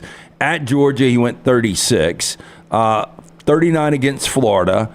He goes 32, well, that was Vanderbilt. Then 31 against South Carolina again, and then 39 against Auburn. I mean, he's lighting up everybody. When you say 37 against Carolina, is that South Carolina? No, that's North Carolina. It was against North Carolina. 13 of 17 from the field. Because that was a loss, I believe. That was. Correct. Yeah, because they had kind of that Bama early season schedule where they played Purdue, Kansas, and North Carolina in 3 consecutive games, and they lost all 3. They lost all 3, or they'd be a number 1 seed right now. If I say the name Steel Venters, what does that sound like, by the way? Porn. I was about to say Rockstar has this category on trivia. It sounds like he is I'm going to say he's a Jeep Chrysler dealer in Biloxi, Mississippi. Hey, Steel Venters, Jeep Chrysler died. He could be a Mortal Kombat character. Steel Venters. Steel Venters. Our guy that's into theft. That's true. Everyone, by the way, saying he was 6'1" out of high school. Yeah. Steel Venters was your Big Sky MVP last year, not Dalton Connect. Steel Venters was also first team All-Conference, not Dalton Connect.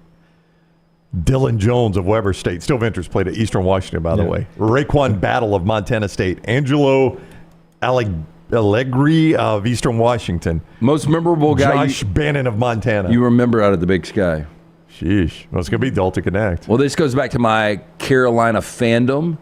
And I was actually working at Jocks at this particular point, but Harold Arsenault for Weber State. Oh, yeah. When he went off, they were 14s against Carolina as a 3. By the way, Weber State used to be really dangerous in those early games. He couldn't miss that night. Legitimately could not miss. I think back when we used to play the first round on campus, I think Weber State used to host first-round games back in the day. By the way, Royal Payne with the correct answer. Steel Venters is a Norwegian metal band. I could see that. You put it on liquid metal, and it's like Steel Venters singing blood. Blood bowling. Tyler's got their T-shirt. I guarantee you. Steel Venters. By the way, Jay says Venters is at Gonzaga right now. Yeah, I want to check that out because I'd like to see what that guy's doing at Gonzaga because he was the all-conference player last year. So they're sitting there at Gonzaga going, we took Venters over Dalton Connect. I'll hang up and listen. I know. I mean, yeah. It's remarkable. It is one of the best stories. It really is one of the best stories. He's probably going to be the SEC Player of the Year. And I saw our guy Ron Slade campaigning for him to be the National Player of the Year. I would have no problem with it. Yeah, I don't think he'll get it. It's got to be Edey. I'd have no problem with it. Yeah, Edey will become the first National Player of the Year to go back-to-back since Ralph Sampson did that back in the early 80s. UAB fans will remember him because UAB bounced him from the NCAA tournament. Crazy. I saw, Edey won Big Ten Player of the Week last week. His 11th time he's done that. But a lot of people believe he slows them down in the NCAA Well, tournament. that's what Ferman just said. Like, when do you see a national champion go through a big guy like that on offense? Steel Venters doesn't even show up in their stats. So I don't know what the guy's doing for them. LT, while we transition away from basketball back to football here, will you tell us about the Sports Betting Alliance? Time's going to run out on this eventually. If you do not call right now, when we don't have sports gambling next year or 5 years from now, you've missed your opportunity. It's there being voted on now, and it has momentum. It just needs to push across the finish line. Yeah, look, if you want your voice to be heard, this is the number you need to call. Call it right now, 334-261-0800. That's 334-261-0800. The Alabama State Senate's going to let you decide If you get the right to vote on a lottery, casino, sports betting, they need to hear from you. Did you realize Alabama, one of only 12 states where you can't legally bet on sports? House Bill 151 allows you to choose whether you can place a bet on the big game this weekend. Call your state senator today. Tell them to vote yes on the lottery and gaming bill. For more information, sportsbettingalliance.org, paid for by the Sports Betting Alliance, sportsbettingalliance.org, or one more time, that number, 334-261-0800. Again, game day tomorrow morning. Get there early at Coleman Coliseum, open to the public if you'd like to come by there for that, right? I think the students get in 30 minutes before the public. I think they give the students the first 30 minutes. Primo seating for them. Yeah, and then the public, I think, gets after that. Yeah. So I would expect about 3,000 students there tomorrow for game day. It will not be a packed 12,000-seat arena. That's not what game day looks like. It's not like it is for football game day, especially with that game coming up at 7 o'clock at night. It's not even a 5 o'clock or 3 o'clock game. It's 7 o'clock at night, 10 to 11 tomorrow for game day on ABC and ESPN. So a chance to show off the Alabama program tomorrow. Earlier, Brownie told you about the Ross Dellinger story. If you're a college football fan, this is very interesting. And again, I say don't panic over rule changes. That, as I learned last night, in 1978, we used to have pass interference like in the NFL, where if you pass interfere down the field, it could be a 37-yard penalty in college football, spot foul with pass interference. That's the way it used to be in college football. So we change these rules all the time. This one's sounding very NFL-ish. It is. So a couple of things on this. The ability to use the in-helmet communications. Which I love, which is also good because Kane Womack told us the other day that he's the guy that signals in the defense from the sidelines. Now he'll be able to whisper it to his linebacker to call the plays on the field. I don't think anybody dislikes that. Yeah, me either. This is in games involving football subdivision teams, so I don't know. It's not going to bleed down to the FCS, so it's only FBS in that one. I'm sure that's a cost prohibitive deal for the FCS teams, which is going to be weird when you got that FBS versus FCS. One's doing it in helmet, the other one's still holding up the signs and all. I guess that'll be strange. I don't know. But like the NFL, they are recommending that it turns off with 15 seconds remaining on the play clock or when the ball is snapped, whichever one of those comes first. Be ready. Be ready for the college coach at some point to say, we know they weren't turning it off the snap. We're gonna send that in to Commissioner Sankey. We'll see what happens. I mean, be ready for that to happen. By the way, it's going to happen because I don't know how do they even police that really? Like the NFL, I think the NFL has an NFL person doing it. That's right. The NFL controls it. Yeah, and I would assume this would have to be controlled by the officiating SEC. crew. Yeah, I assume the SEC has to have somebody that's sitting there pressing the button, and it's not going to be the guy that works locally for some distributorship in Tuscaloosa. Be very interesting early, but it would be a shit job late. Yeah, but I would tell you this: that very tedious. If you think this makes it easier on today's coaches, as opposed back in Nick Saban's era last year, then you got to remember that you also have to be prepared for if the communication fails. You still got to have a plan to communicate via signals like the old days. Right. So, and this is all from the NCAA. Ross initially reported this, but the NCAA has confirmed it now. 2-minute warning is recommended. That's the big one. Yeah, that is the big one. And so, as they say, it synchronizes all timing rules, such as 10-second runoff, stopping the clock when a first down is gained inbounds. All of that starts after the 2-minute mark on the clock. So the 2-minute warning lets you know we're starting a whole new set of rules now. Here we go. The rest of the way, it's the way college football used to be. That's right. So as Steve Shaw says, our buddy Steve Shaw, who's the head of rules for the NCAA, the 2-minute will allow all end-of-half and end-of-game rules to be simplified and sync up with this timeout. It will help broadcast partners avoid back-to-back media timeouts, according to him.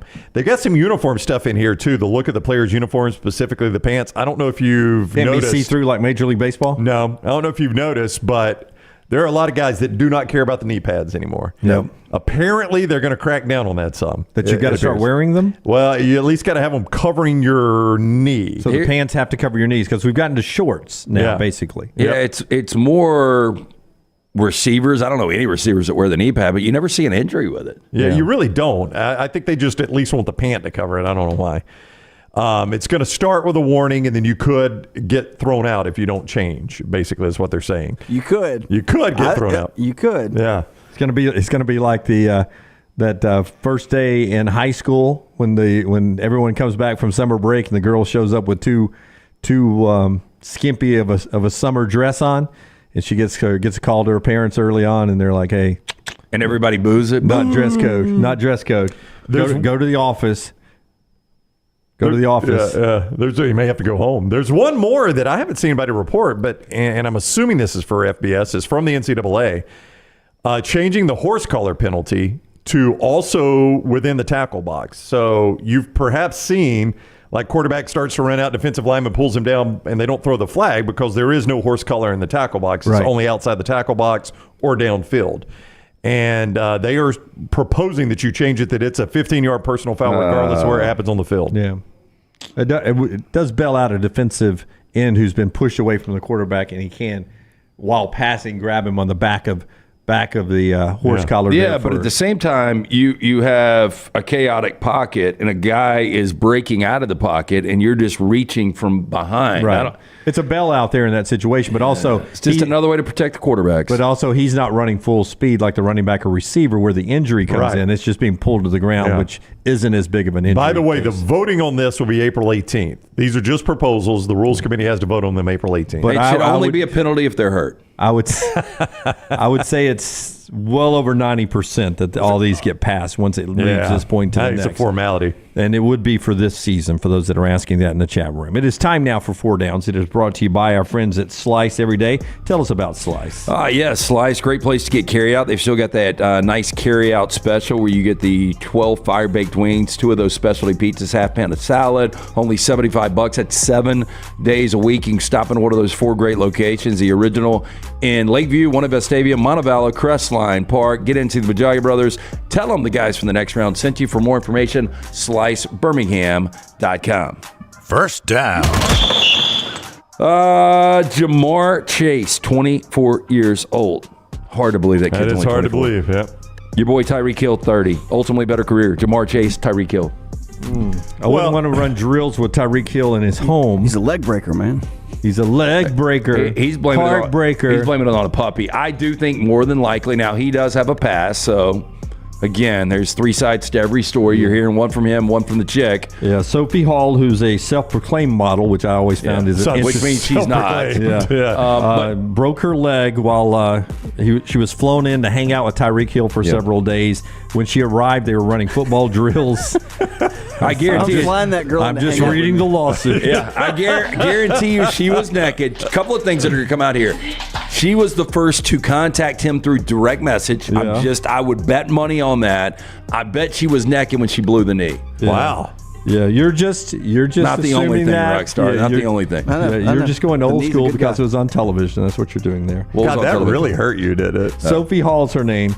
But this is where I always go. I go money value on these lawsuits. She's only asking for $51,000 to $75,000. She's not asking for like $1.2 million. He didn't kill her. Yeah, which means he probably. This is just bad PR. There she. No, that is not her.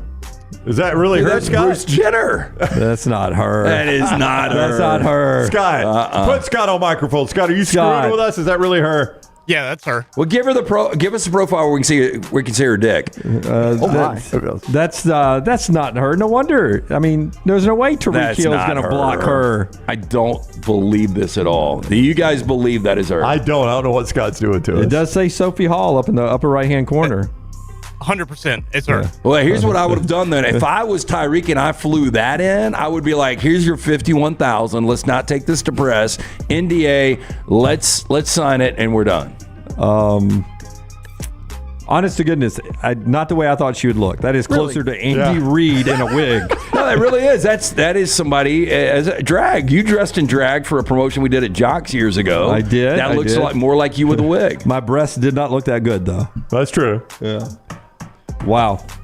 Tyreek Hill has the jewelry that Jamar Chase does not quite yet have. I don't know that he's going to get that, so I'll go Tyreek Hill. What are you talking about? Oh, the 4 downs question. I'm answering the actual question I was asked 8 hours ago. I'm going to go. I'll agree with Brown. Tyreek's a stud, but 6 more years to get to where. And to me, playing with a much better quarterback. Now, I know Tyreek played with Mahomes back in the day, but I'm going to go Jamar Chase here. Oh, this is her again.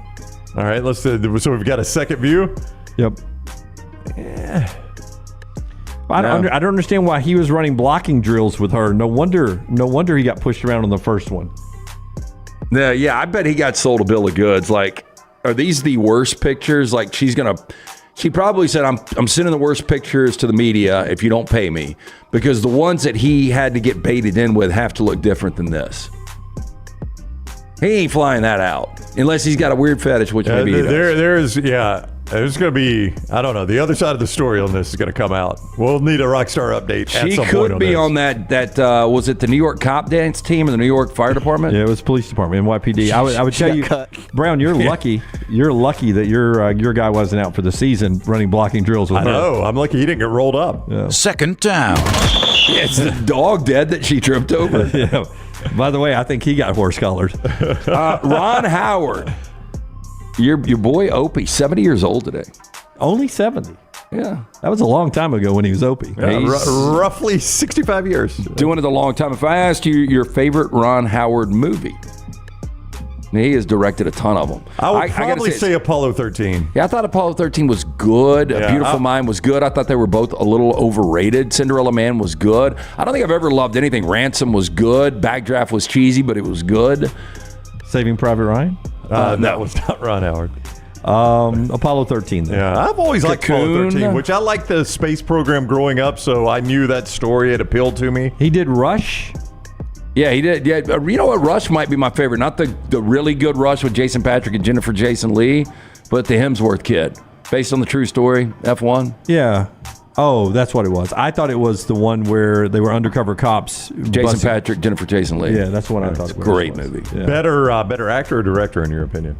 Director. I don't think he's acted since Richie Cunningham. Now, his brother Clint is a good-looking dude. He puts Clint in all his movies. He was the narrator in Arrested Development, which was awesome because it was just so random. Yeah, I think I probably would go Rush. Yeah. Third down. So, Mark Paul Gosselaar. This is hard to believe that Zach from Saved by the Bell is 50 years old today. If I ask you the top teen model back in the 80s and 90s, where do you think Zach Morris ranks on that list? Top teen models in the 80s? 80s and 90s. Be behind Rob Lowe. Yeah, but I wouldn't consider Rob really in that. I don't know. This is more like Ricky Schroeder and I don't know if Leif Garrett. Maybe this was Leif Garrett was 70. Maybe this was a Calhoun County thing, but I always thought the girls liked AC Slater more than they liked. Yeah, that was Calhoun County. Okay. They like Tori better. That doesn't mean wrong. The biker chick. I always liked Lisa Turtle. Yeah. I mean, AC Slater had a perm mullet, which I know some girls were into, with no sleeves. Yeah. Well, I mean, I said Calhoun County. I don't know if you heard those words. No, I did. That's what I'm saying, probably. Yeah. But Rob Lowe was an 80s movie icon, right? Yeah, I mean, trying to think of who was in the 90s, who was going to be on the cover of like Tiger Beat. So this is 90s we're going to, right? So you got, God, I'm trying to think of who would be the poster board. 90s you get to the boy band. Yeah. Jonathan Taylor Thomas from Home. He was, he was. huge. People love that kid. He was on Tiger Beat all the time. I mean, I've subscribed today, and there's still reminiscence of him. Do you think we've ever had someone on our show going back to, there's the full cast, on our show over these last, I don't know how many years now, that has had somebody in their immediate family that had a subscription to Tiger Beat? I think my wife had a subscription to Tiger Beat. Yeah, I would imagine Maggie did too. Well, I mean, I guess that makes sense. I mean, that was the go-to back in the day, right? Yeah. I would say somebody from 90210, right? Like Jason Priestley. Those guys were on all those guys were Jason Priestley, Luke Perry. Yeah, Luke Perry's going to probably be your answer. Yeah, that Melrose Place doctor, Dr. Mancini. Dr. Mancini. Patrick Dempsey, he's been like the heartthrob for like 30 years. Yeah. Fourth down. Justin Bieber is only 30 years old. He's only 30? Wow. What I bet his liver's not. Yeah. Okay, so Justin Bieber is 30 today. Ultimately better career. Bieber or Justin Verlander? I'm going to go Verlander. Oh, I think Bieber would be the easy answer here, as good as Verlander was. I was going to say So Biebs. I was even going to step it up once you guys said Bieber. Well, see, the problem with Bieber is you become famous at 11 years old, your voice is going to change a little bit, and people are like, well, God, he doesn't sing that. You can't sing those songs anymore. Like Hanson, they're still a band. They cannot sing mbop anymore in the way they sang it originally. So you're aging. It's hard to be a kid. Bieber has done a good job of evolving his music. The guy can actually sing. Like that Baby song, that's what killed it for Ludacris. Like, I loved Ludacris until Ludacris did a collab on that Baby song with Bieber, and I was done with him. But I'll step it up, Justin Bieber or Justin Timberlake. Ultimately. I'd go JT. Timberlake. Yeah, I'd go Easy. JT. You say easy. I mean, this kid's only 30. Timberlake's coming up on 50. But Timberlake's also moving into the getting out of the performance and starting producing. Yeah. He's going to be producing films. Yeah. He's going to be getting other bands, other musicians. Where I just want to have my hands in the entertainment. He's also got But I'm sure connections to Bieber will do the same thing. I would go in Timberlake order. much easier to like. Bieber doesn't look like he has a big work ethic. Timberlake, Bieber, Verlander in that order. Yeah.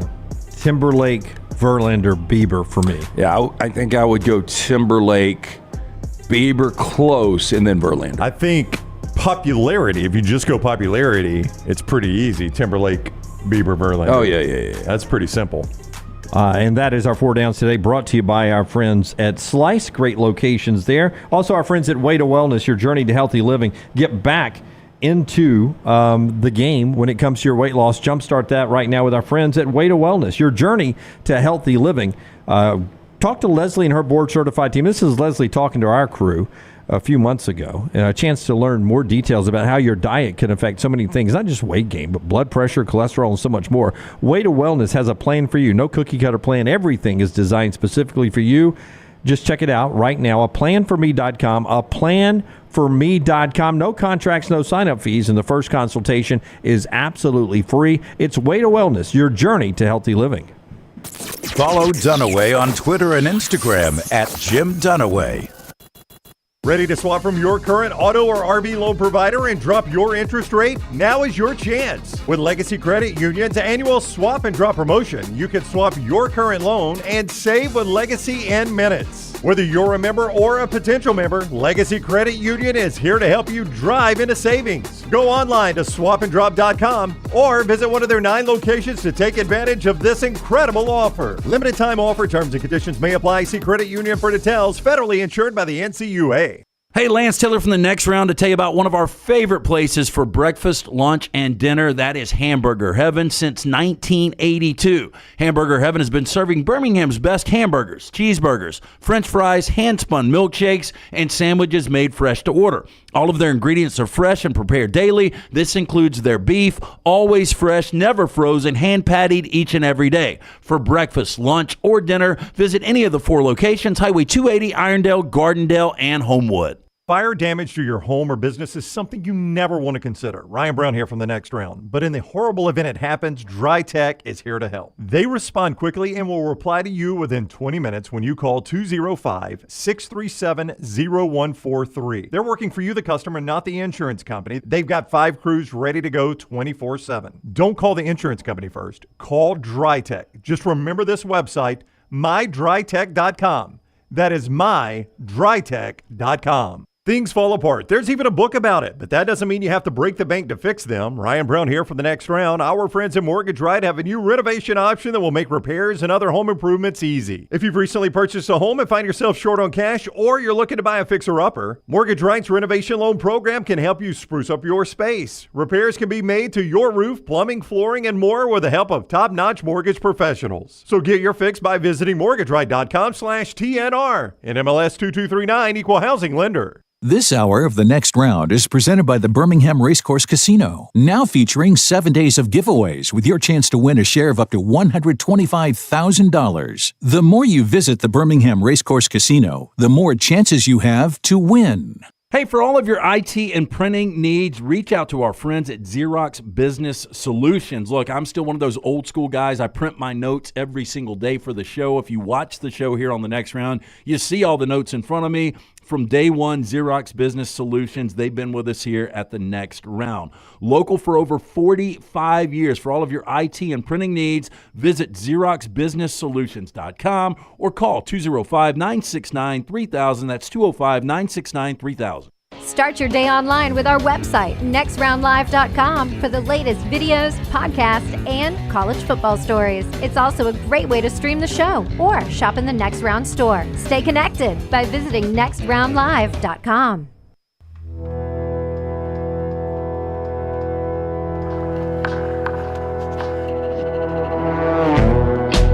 Jace, you're right. Jessica Biel and Summer Catch. Oh, yeah. You always like that scene, didn't you? Make a good dog break its chain. Hat on backwards, catching the pitch. Yeah, that movie was so awful. I've never seen the movie. I've never seen the movie. Jumping the fence and skinning down and jumping in the pool. Well, that's what summer's made for, LT. And Champy's Chicken, how we won 19 at Alabaster. Keep your clothes on when you go see Sterling and them, but the chicken's so good it'll feel great when you eat it. It's brined overnight. Kind of dug yourself in a hole there, didn't you, Jimmy? I lost my He's breath. a wordsman. I lost my breath there. So it's brined overnight. Brined overnight, just like Jessica. And Champions is getting America back on their feet. That's right. It's all right there. Highway 119 at Alabaster. See Sterling and the crew right there. Mississippi Delta recipe tamales and so much more right there. I do, Andy. I love those two big white meat breasts right there at Champy's Chicken. Right there. Check it out. Better in their prime, Bill or Kate Upton? Bill. Bill. Kate Upton was known for two things. Yep. And blonde hair. Yeah, I'll tell you, man. Go back to those guest days, though. I think I would lean Upton. Yep. Trash in just a second. Just to recap everything that's going on, the NFL Combine continues. Yesterday, I told you Chop Robinson, edge rusher, Penn State, would get into the 4.4s. He did 4.48, but it wasn't the fastest edge guy. Nope. Fastest edge guy ended up being Dallas Turner from Alabama, a 4.46. Let me tell you what Dallas Turner did. Dallas Turner called whoever he has to call at Alabama and say, "Hey, that whole pro day thing, don't count me in. I'm going to stand. I'm going to stand on my business. I've laid a good time." Well, right. He's got what is viewed as a great frame. Came in at like 245. He's got an 83-inch wingspan. He did a 40.5 vertical and a 10.7 broad, and they said that the other edge rushers were actually applauding him out loud. Yeah. No, he was that impressive. He had a day. He doesn't need to do anything else. Yeah, and I saw where they put it up against when Jalen Hurts ran his combine and when Derrick Henry ran his combine. And guess who beat both of them? Dallas Turner. Dallas Turner. Off the edge. Sort of wish he'd have done more at Alabama. Yeah, I agree. I got asked about, I was doing Chip's show yesterday. He's like, what do you think about Dallas Turner? So I was like, you go back 2 years ago, as good as Will Anderson was, those numbers really should have gone up. He was good, and I think he could even have a better NFL career. But a lot of people say this locked him in the top 10. His freshman year, we were all, how good is this guy going to be? And it never jumped to that next level for me. It's so weird, though. Like, some guys can just hit it at the next level. Like, Byron Young, a guy that went the third round out of Tennessee to the Rams, was better this year than when he was at Tennessee. Yeah. That happens sometimes. Terrion Arnold in the DBs in action today. Friend of the show, Terrion Arnold. You had an interesting fact. Well, he came in. I got to pull up DJ's. DJ is live tweeting the measurements here. Daniel Jeremiah. He came in at 5'11" and 3/4, and you guys were not surprised by that. I always watched him play. He's so long and lanky. I thought he was 6 foot plus. Yeah. Tell me, just under. I would have said right at 6. Yeah, close enough to 6 for me. Tell me about this stuff. Well, I mean, I don't know the measurements. Do they do wingspan? Oh, yeah. His wing was 76 1/4. I don't know how that. I don't know. That's what I'm saying. I don't know if that's a good number. 72 is 6 feet, so 72 1/4? 76 1/4. Yeah, so he's got all right, here, I'll put the wingspan of somebody that's typically 6'4". I'll put it in perspective for you. Brock Bowers, who measured 6 foot 3 1/8, has He's only 6 feet? 6'3". Oh, okay, 6'3". And 1/8. 6'3 and 1/8. Had a 78 1/4 wingspan, only 2 inches longer than Terrion, who's 5'11". Yeah. Not as important for a quarterback than it is a cornerback. So virtually he's got a 6'2" wingspan. Yeah, that's a good wingspan. Yeah, but, I mean, you look at that's what it's all about. Dallas Turner's got an 83-inch wingspan. That is massive. But Terrion, I still believe, is going to be the first cornerback taken off the board. It depends on how he runs today, but he should run well. He'll slay the interviews, as you've seen with us. He's going to kill that. I think he's going to kill all the measurables. Quarterback, running backs, and receiver tomorrow. Today is the DBs and the tight ends. It's trash time, brought to you by our friends at Mortgage Right. Rockstar, hit the big button. after the break, we're going to interview Eric Weihenmayer, who climbed the highest mountain in the world, Mount Everest. But he's gay. He's blind. LT's Trash is presented by Mortgage Right. Mortgages done the right way. Hey, did you New Year add to your financial uncertainty? Let the experts at Mortgage Right help get your financial house in order. The team of experts can make sure you're prepared for anything 2024 may bring, including freeing up cash for the things you need to get done. With a location in Birmingham on Highway 280, they've got fast and free pre-approvals, reliable hands assistance that will make you take advantage of all available home buying and refinance options. With Mortgage Right, no middleman. You can trust your files will never leave their office. Take control today. You can apply. MortgageRight.com/TNR. Call 205-815-9200. NMLS 2239.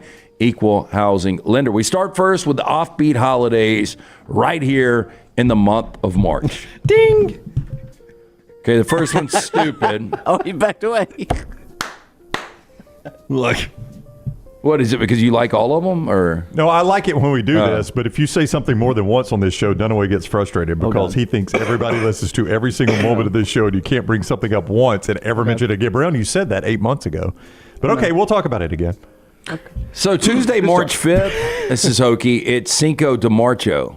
This is supposed to be you're getting prepared for St. Patty's Day. I don't understand it, but just you got another reason to drink, right? Yeah, that's it. That is a drinking holiday. I did it again this morning, Thursday, March 7th, and I thought about Brown when I did this. I poured out the last bit of I forgot what kind of O's I'm eating now. It's some kind of stuff I got at this. Cheerios? Honey Oats? No, they're really good. They're a honey oat, but it's a brand I'd never heard of. Oh, okay. But I only had enough to fill about a third of the bowl, so I put some Cinnamon Toast Crunch on the top of it. Yeah, I've done that before. It mixed well. Yeah, mix two cereals. Yeah, you have to do it to get a bowl full. Thursday, March 7th is National Cereal Day.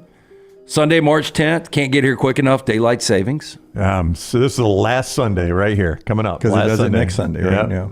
I'm a fan of Thursday, March 14th, National Potato Chip Day. I can't find like a go-to. I like so many different ones. Well, my rotation is plain, sea salt, barbecue, and sour cream and onion. Wow, plain. One I can never do. If you gave me a lifetime supply, salt and vinegar.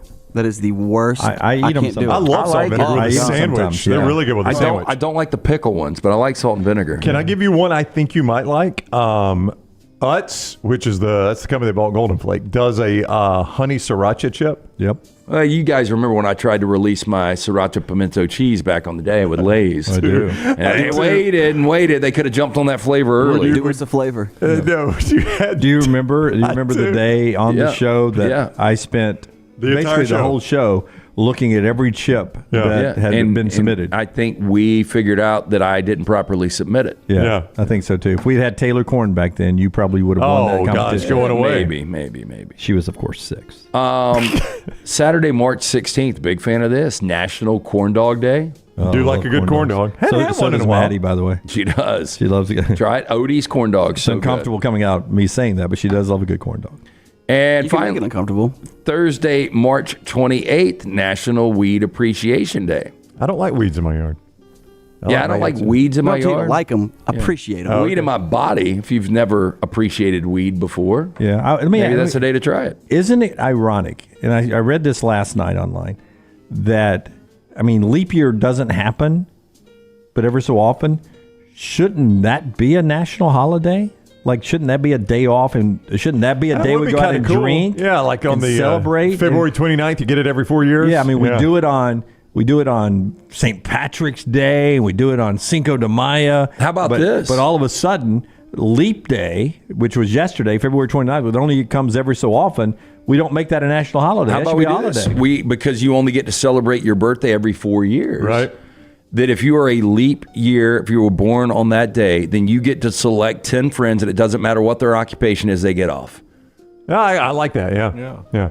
Now, I've got some friends that were expecting, and they delivered before, but I don't think they wanted their baby on the leap day because of, Can't celebrate it every year. Well, yeah, it's just kind of. When do you celebrate? Do you celebrate 28? Do you celebrate the 1st? I do both. It would depend on which one's Friday, Saturday, or Sunday. Let's do a 48-hour party. So we got back-to-back stories on The Sopranos. The iconic booth from the final episode of the legendary TV show is being put up for auction, according to Holston's Ice Cream in Bloomfield. What would you New pay Jersey. for it? I sent this to Rockstar yesterday thinking of Lance. This would be cool in your basement, Lance. You're a big Sopranos fan. What would you pay for that, Lance?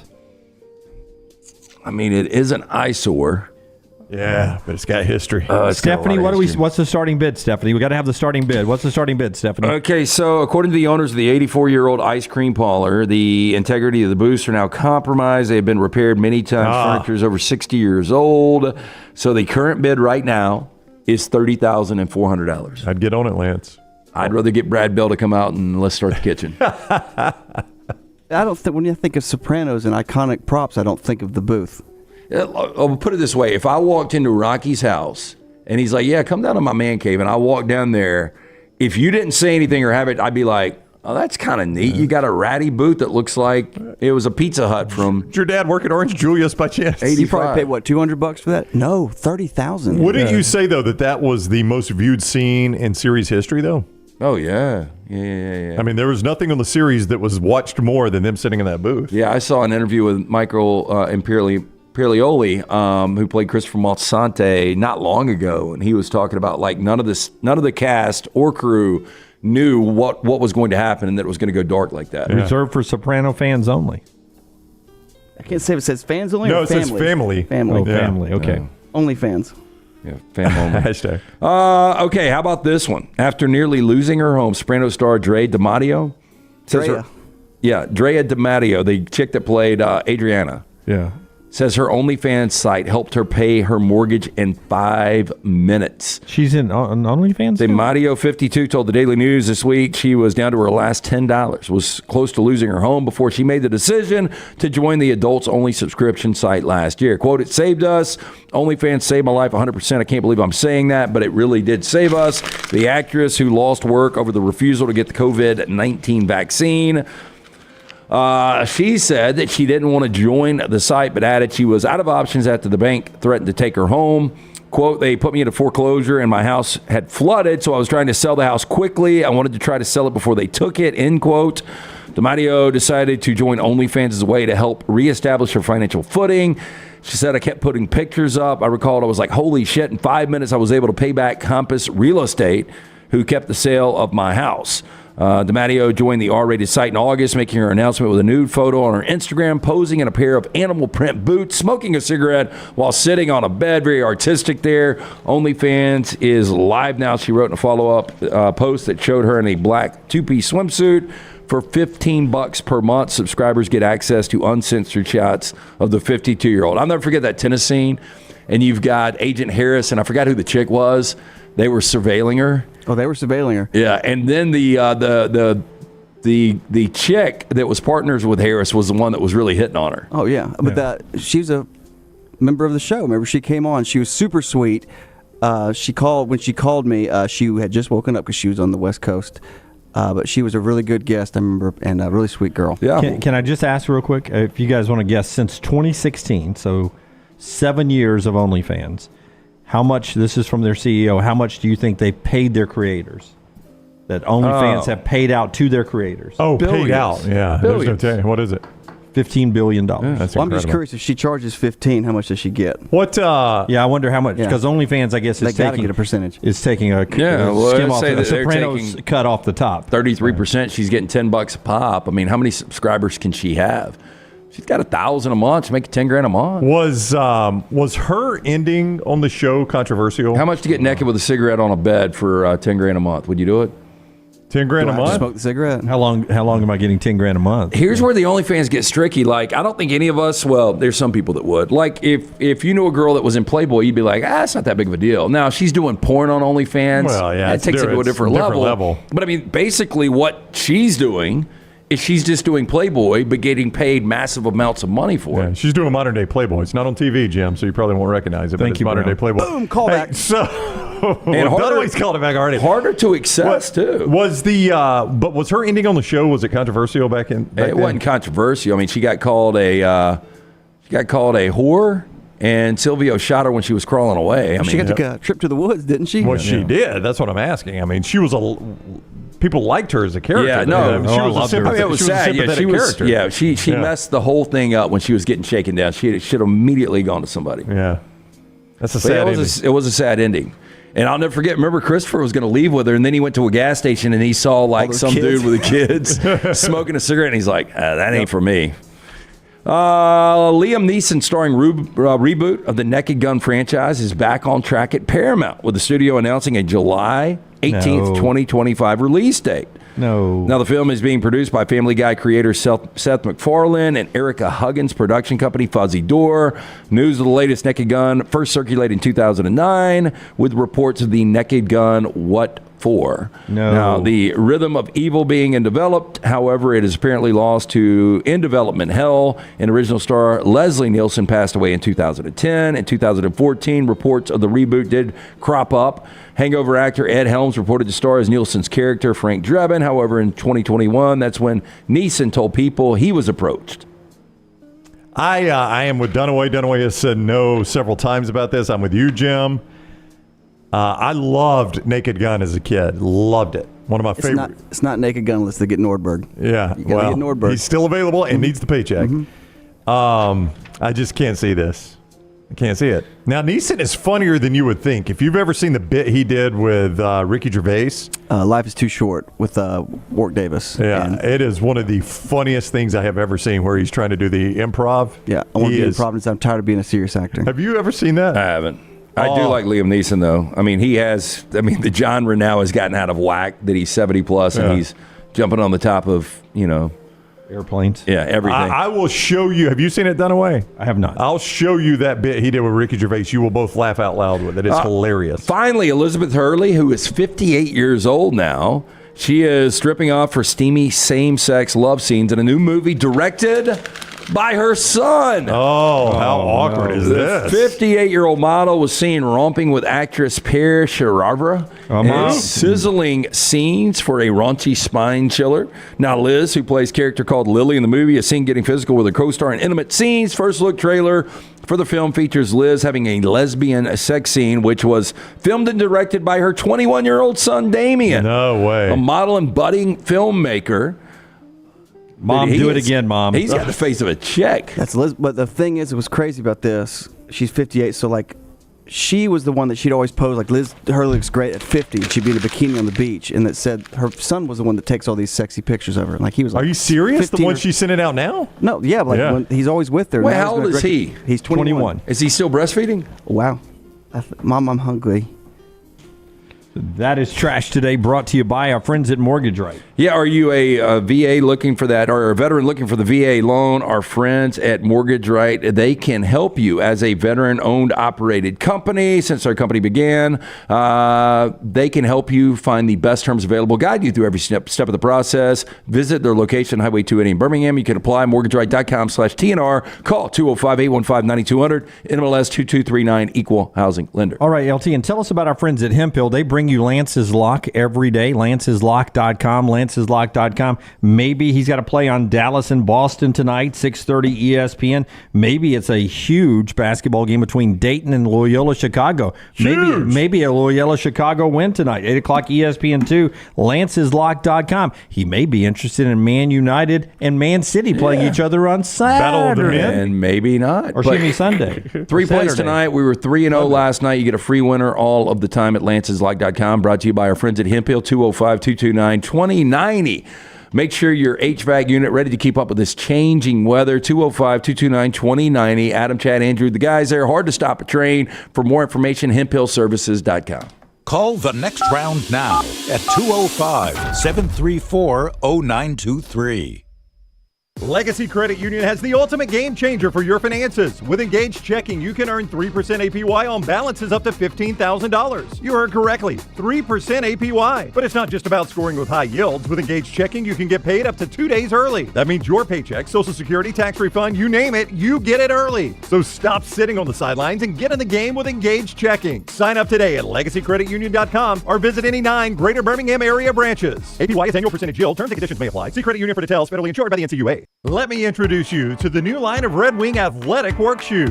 This great new line is perfect for the industrial athlete, the guy who is working on concrete or running through the warehouse all day long. Red Wing Athletics use the same technology found in a running shoe, with soft mesh uppers, a lightweight aluminum toe for protection, and non-slip soles. This shoe is a winner. This comfortable new line of safety shoes are perfect for warehousing and light manufacturing. Plus, the colors look great. Stop by your local Red Wing shoe store, have your feet measured, and test drive a new pair of Red Wing athletic work shoes. Man, I love a good meal. I'm Jim Dunaway. A good meal is what you get with my friend Sterling at Champy's Chicken on Highway 119 in Alabaster. We're talking great southern fried chicken, wonderful sides, hand-cut chicken fingers, po' boys, and those Mississippi Delta recipe tamales. You got a perfect menu for everybody. Champy's Chicken is perfect for watching the big game, or taking a meal to the lake house, down to the coast, or stay in the restaurant and dine in a great atmosphere. It's all made fresh to order right there on 119 in Alabaster, Champy's Chicken. The wait is over. Tonali has arrived. Beautifully distinctive Italian styling and performance. Come test drive the all-new 2024 Alfa Romeo Tonali plug-in hybrid at Alfa Romeo of Birmingham. The all-new Tonali offers best-in-class horsepower and torque, fastest 0 to 60 times in its class, plus best-in-class range with full electric charge. And best of all, qualified Tonali leasees are eligible for up to $7,500 EV tax credit factored into your lease. Hurry down to Alfa Romeo of Birmingham and experience the all-new Tonali. Every day, someone is ridiculed and mocked for the clothing they chose to wear. It's a harsh reality we all must face. But you have the chance to change all of that with one visit to nextround.store. For just a few minutes of browsing, you will observe so many clothing options, from hats to hoodies to t-shirts. Please, for yourself or someone you love, go to nextround.store and embrace the warmth of true attire. Twin Peaks is the best in the game. Here, you're in the red zone for every college rivalry and divisional matchup all season long. On game day, you never have to decide which teams to watch, only what combination of bites, burgers, wings, and more to order. Plus, where else are your favorite draft beers always poured at a frozen 29 degrees? Only at Twin Peaks, the #1 sports bar. Stick around after the sun sets. Twin Peaks is open really late. Wind down with bourbon and late night bites. Only at Twin Peaks. Okay, a lot of things to do in this final segment. So let's be quick with some of our thoughts here. First, how do you think Tennessee, Alabama plays out this weekend? Give me gut feelings on maybe not who wins and the point spread, but just a gut feeling on how it plays out. I think it's going to be a super competitive game. Alabama, the way they looked in the second half against Ole Miss, the way Tennessee looked in the second half against Auburn. I don't think Alabama's going to be able to stop this. I don't think magically Alabama's going to have an incredible defensive effort. I think it will come down to the wire. I think I lean Bama. I don't feel great about it, but Bama just doesn't lose in Coleman. Yeah, hard to win on the road. Alabama shoots well at home. They don't lose at Coleman, Alabama. Alabama for you. Okay, so Mississippi State at Auburn. Am I overplaying that Mississippi State has a chance in this one? Yeah, because it's at Auburn. I just don't think they do. Auburn could have won that game if you go back and watch the game in Starkville. Got to wait a little bit from them late. I think Auburn wins this game. Well, I think Auburn's going to win the game because it's in Neville, but Mississippi State is playing really good basketball. I mean, you go back to the Kentucky game this past week, they had won 5 consecutive games going into that matchup. That thing was back and forth, and obviously Reed Shepherd hits the game winner there at the buzzer. I think this game could be tighter than most think, but I think Auburn wins. Okay, no good deed goes unpunished. Forster, do you have the Kalen DeBoer tweet and reaction that I sent you? Kalen DeBoer, just doing what coaches do. Last night, Washington football sends out that tweet below of all the guys they have at the combine. 3, 6, 8, 11, 13 guys there. Go be great, gentlemen. Proud of you guys. Excited for what the future holds for you at the next level. That's from Kalen DeBoer, head coach at Alabama, just doing what you do on social media. The reaction that followed from Washington fans: Owen, go be great. Chris Peterson recruits. Go be great. No good deed, by the way. Zach, stay away from us, our former players, and our social media accounts. We want nothing to do with you. You're a liar and a coward. You can't spell, Zach. By the way, your picture is Michael Penix Jr., who absolutely went to your school because of Kalen DeBoer. Anthony, just know if you lose more than 2 games, they gonna get you up out of there. And they make fun of the way we talk and write up in the north. CRM Worm. People seriously trying to not give DeBoer credit for developing these guys? All of Peterson's and Lake's players contributed to a 4-win season in 2021. Don't rewrite history because you're upset, people. Good point there. DJ Woody with the rock. What is that? Is that a GIF or a meme? That's a meme, right? Oh, it says GIF in the bottom corner. Oh, it's a GIF. Okay. Good point, Brown. Thank you. Shut up, Brown. Yeah, I see what you're doing. And is there one more? One more. Logan, these are Washington's players, not yours. Worry about your own team, Snake Boy. Snake Boy. Well, you Snake can't. That shows you a couple things. Number one, that's why you don't worry about what anybody says on social media about you. That's number one. Number two, you just can't leave any job. No matter how well you do at a job, if you leave, they're going to hate you. Yep. He brought Washington back to a point they have not been since 1991. Well, they were at least in the playoffs one year under Chris Peterson. Yeah, Peterson had a good, solid program, but what he did over the last couple of years with 24 wins playing for a national championship, that was next level. Yeah, that's right. But if you leave, they're going to hate you, no matter how you do it and where you go. And by the way, without Michael Penix, you're a 4-win, you're a 5-win, you're a 6-win team again. Michael Penix was very important, and one of the reasons he was there, because they had an offensive-minded coach who knew how to coach offense. So. But one thing I am certain of, well, I'm not certain of this, I would hope Kalen DeBoer, the last thing he's worried about is what somebody says about him on social media when he makes a response like that. Two things quickly. One, Kate Middleton, you guys were talking about it yesterday, so the royal family publicist puts out she's doing well in recovery. She probably will not be seen public until after Easter. Her surgery and recovery, non-cancerous, for those that were wondering if it was cancer. Good. Yeah, real good. But they expect her to be seen publicly again at Easter. For the record, I didn't care one way or the other. I was just, somebody brought it up in the chat room. I did not even know that there was like some sort of conspiracy theory about it. And then finally, the Rose Bowl, I learned this year that we have probably enough roses and we don't need to worry about them because they make all the floats out of them every year. We got to see that firsthand this year. Apparently, we have all the lemons and the oranges we need in the world. On the French Riviera in Menton, France, they have their version of the Rose Parade, except all the floats are made out of lemons and oranges. That's some good-looking citrus, though. It really is. Holy crap. The theme this year is from Olympia to Menton, which is, of course, love the way you're saying it. I'm saying it 6 different ways. I may get it right once because the Olympics are in Paris this year. But every float is made out of lemons and oranges. And just look at how many lemons and oranges it takes to make these floats. Well, I hate to be that guy, but I hope they give them to people to eat after this. That is certainly wasteful if they only make floats. Oh, yeah, I think they do. I would hope. The great thing with that, look at that swimmer. That's crazy. Is you really can't taint it. Yeah. I would eat an orange that has been in that thing. If here's an orange, Brown, I'd eat it. I love a good orange. So what those goggles are made of. Yeah. So you think afterwards that when the parade's over, you can just walk by and pull an orange off of one? It's incredibly wasteful if they just throw them away. Well, I bet they do. I bet they have so many, Brown, that if they put them in the market. Is that due tomorrow? I got something.